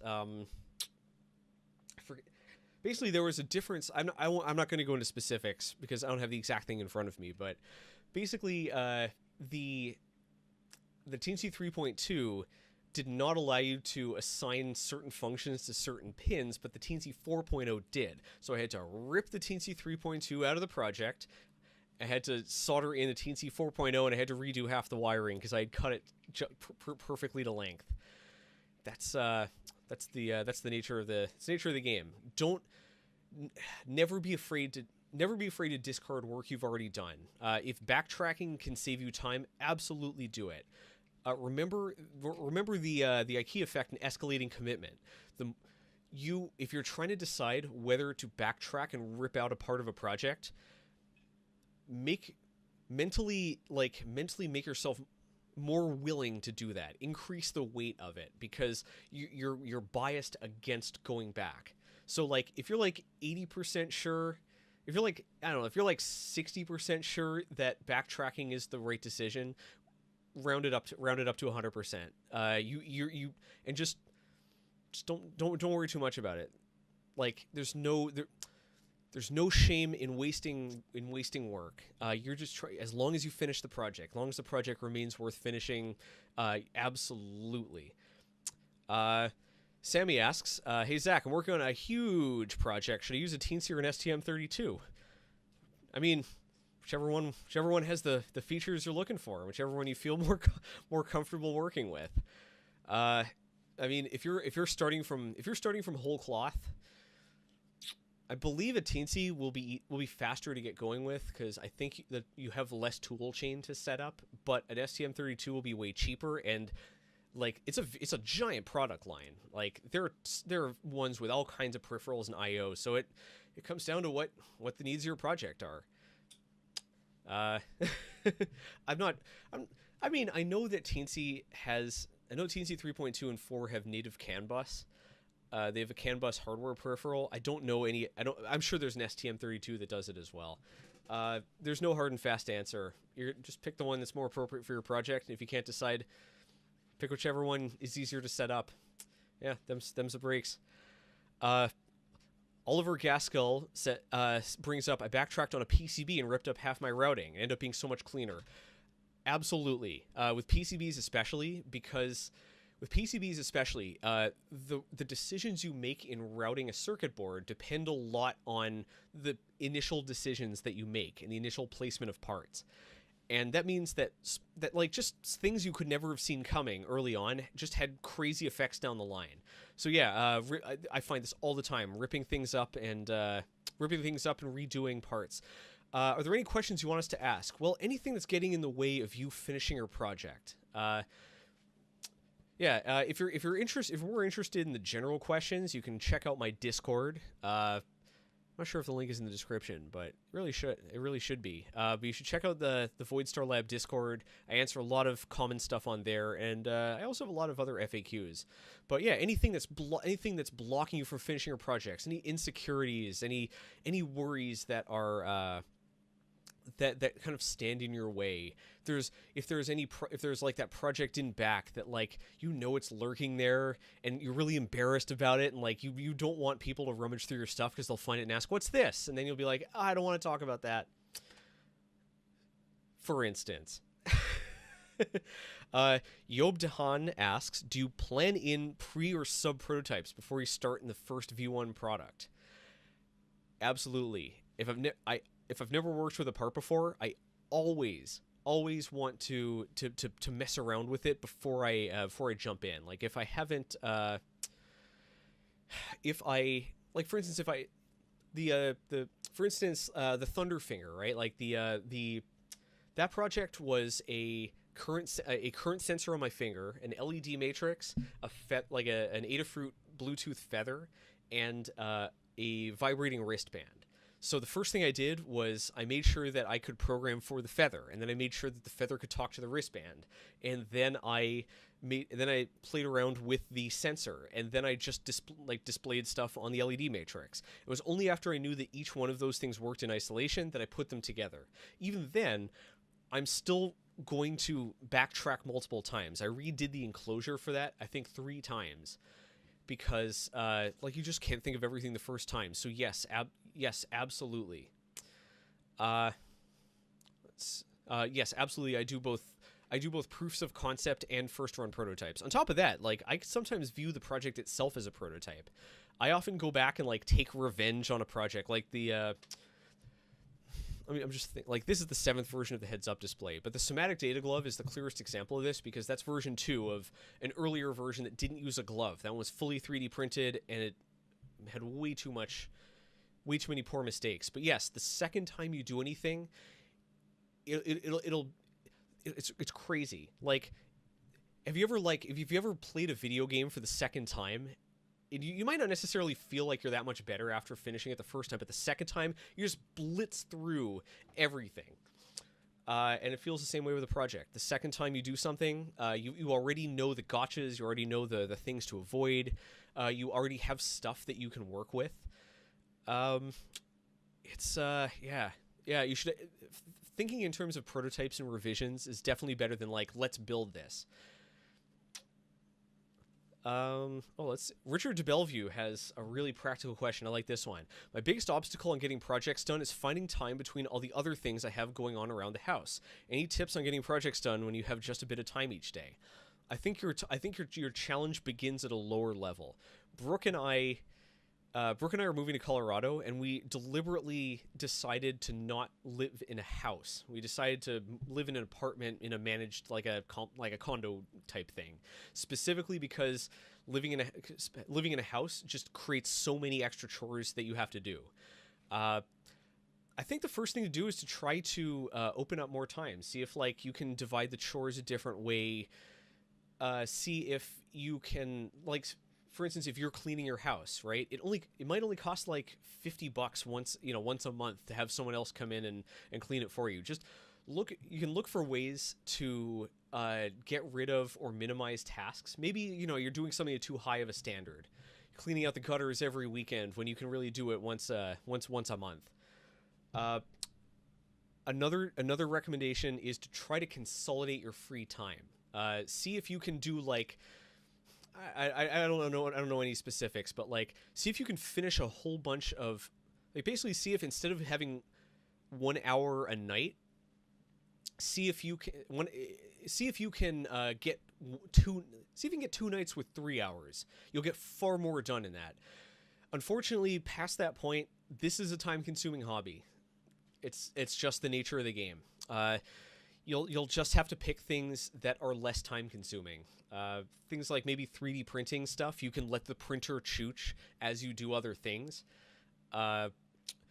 Programming and things that can be done purely on a computer. If you're commuting, maybe you can switch to public transit and get stuff done on the way home. But on the whole, like, unfortunately, this is a time-consuming hobby.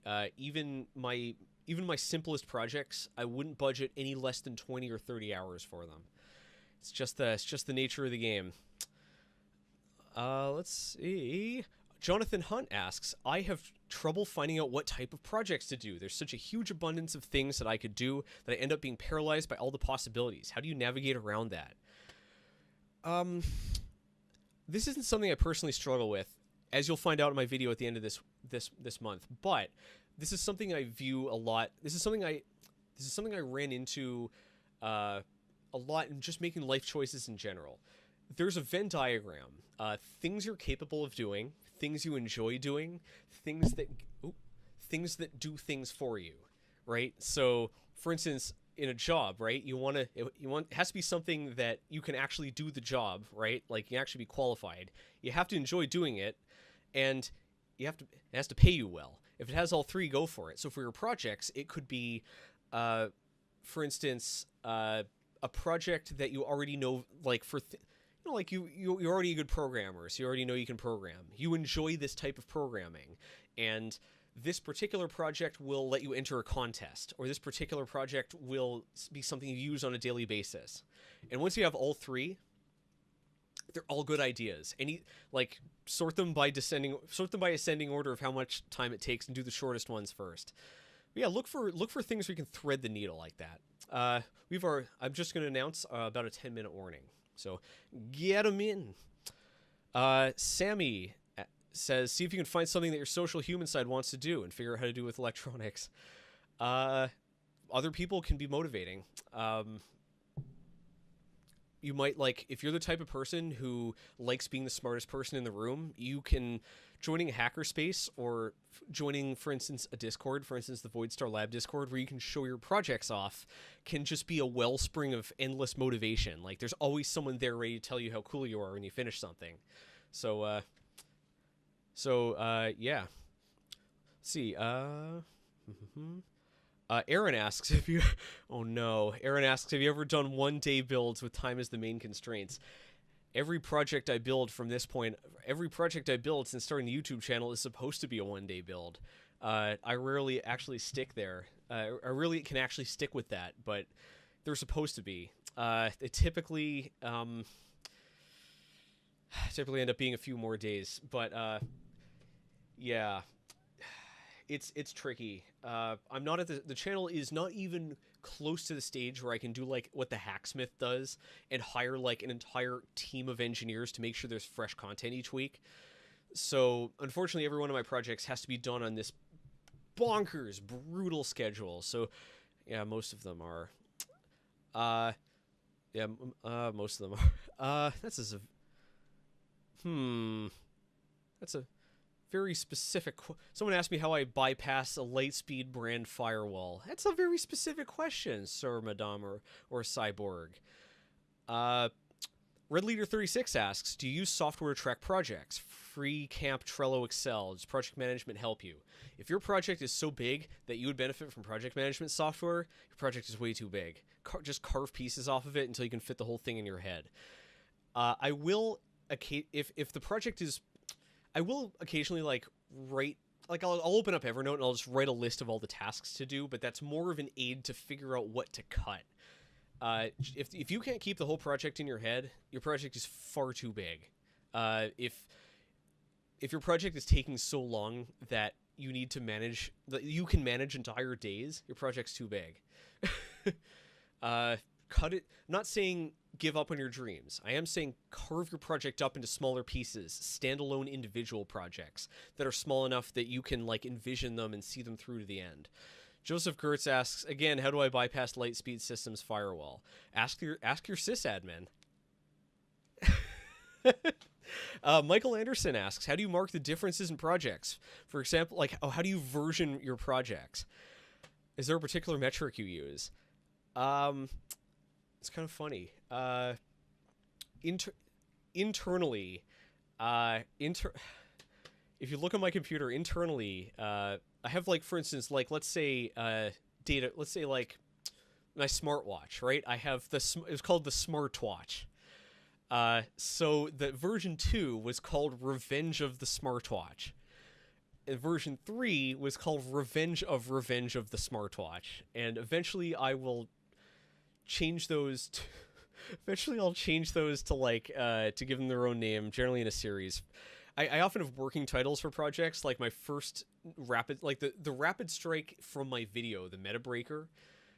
Its working title was the hot beef injection. So the second version I was working on that I threw out in that episode was called the human booster shot. Internally naming a project is always fun. You can lose a lot of time trying to name a project. In general, I'll use mark. Like if I have to, I'll use marks. So like, you know, I'll have Mark 1, Mark 2. Generally, I'll use subversions like, you know, 1.1. Generally use subversions until so much has changed that the projects are incompatible.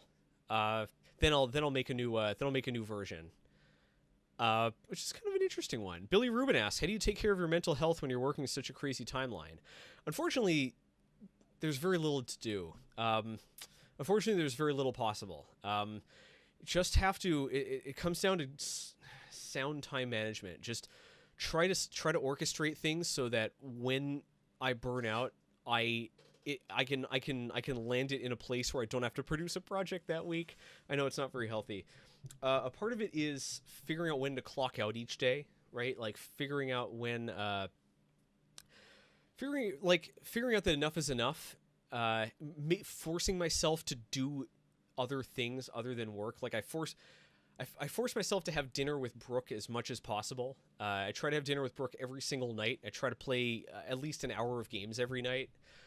And good time management. Like the only way to limit the damage is to prevent tasks from piling up. So a single day of procrastination could mean like a total mental collapse in 3 weeks. Unfortunately, it's the nature of the game, and I have no right to. And like, I need to make this very clear. I'm not complaining. I get paid for this, right? I get paid by sponsors.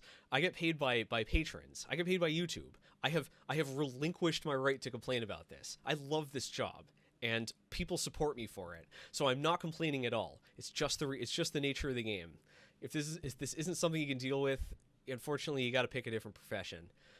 5-minute warning, but it is tricky. I think it's important to recognize it's important for me to recognize when I'm hitting the point of diminishing returns and eject.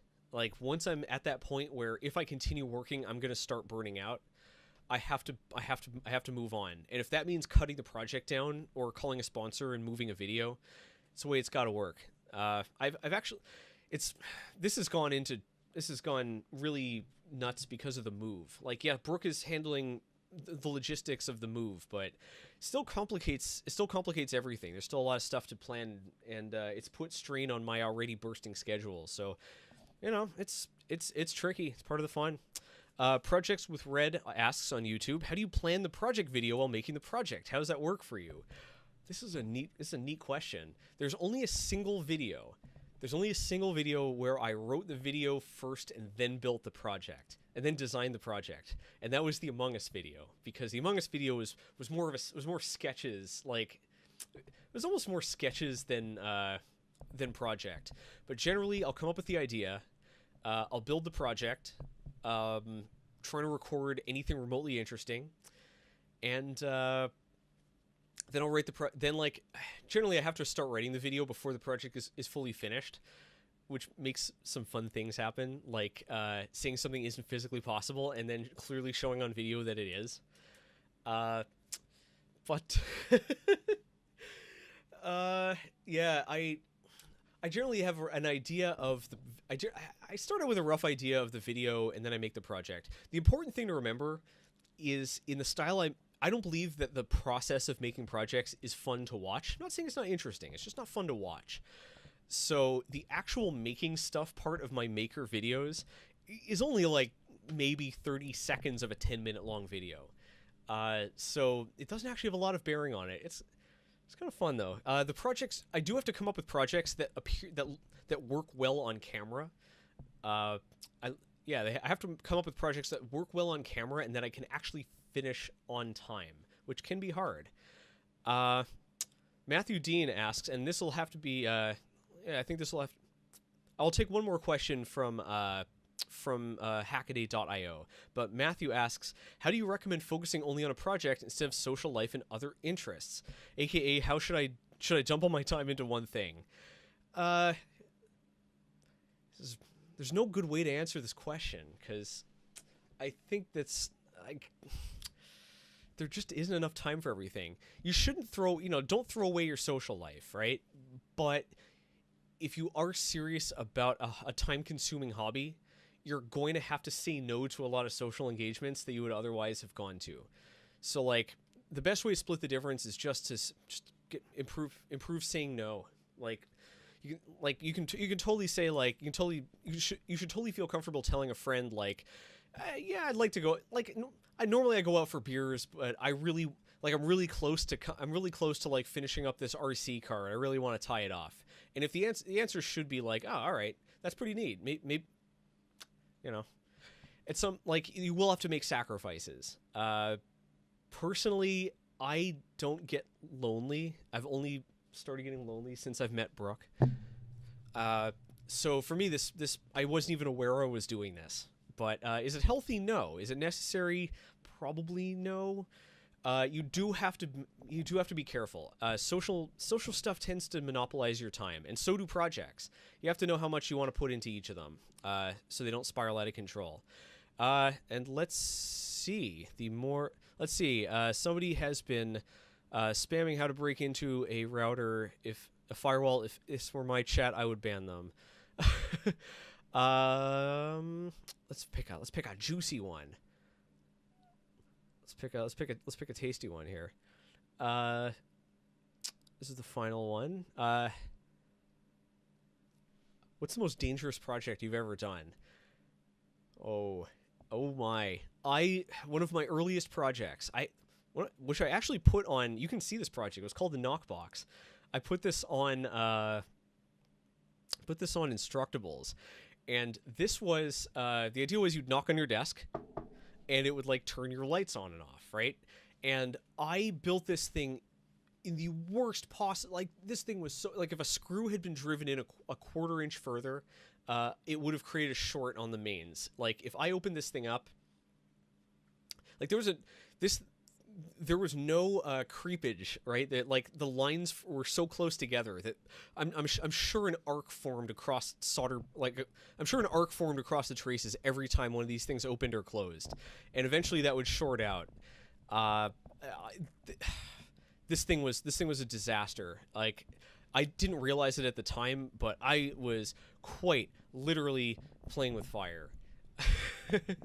Unfortunately, that is all the questions that I can take. If you this is still this talk can still go on. If feel free to hang around the HackChat. I need to hit the road, but folks aren't going anywhere. The HackChat forum stays online even between HackChats. Thank you so much to Dan and everyone else at Hackaday for making this possible. If you want to keep rolling, you can come to my Discord. We made partner. Yes, I forgot about this. We made partner. You can just go to discord.com/Zack Freedman, right? And you can get in. It's great. My Patreon, Zack Freedman, everything's Zack Freedman. Instagram, Twitter, it's all Zack Freedman all the way down. I have patrons. They're great. I'm not gonna thank all of them, except for I'm not B2Core. He deserves it. And yes, some of these questions are excellent, and they're the types of things that, frankly, I'm not the one to answer. If you get on our Discord and you tag one of the helpers, they will be more than happy to join in. Anyways, thank you so much to everyone on Hackaday. Thanks to everyone on YouTube. Thanks to all of you folks in the future. It has been great. And thanks to Brooke, of course, the lovely lady to the side of the guy in front of the camera. Yes. Hi, that's Brooke. Take it easy, y'all. See you in the future.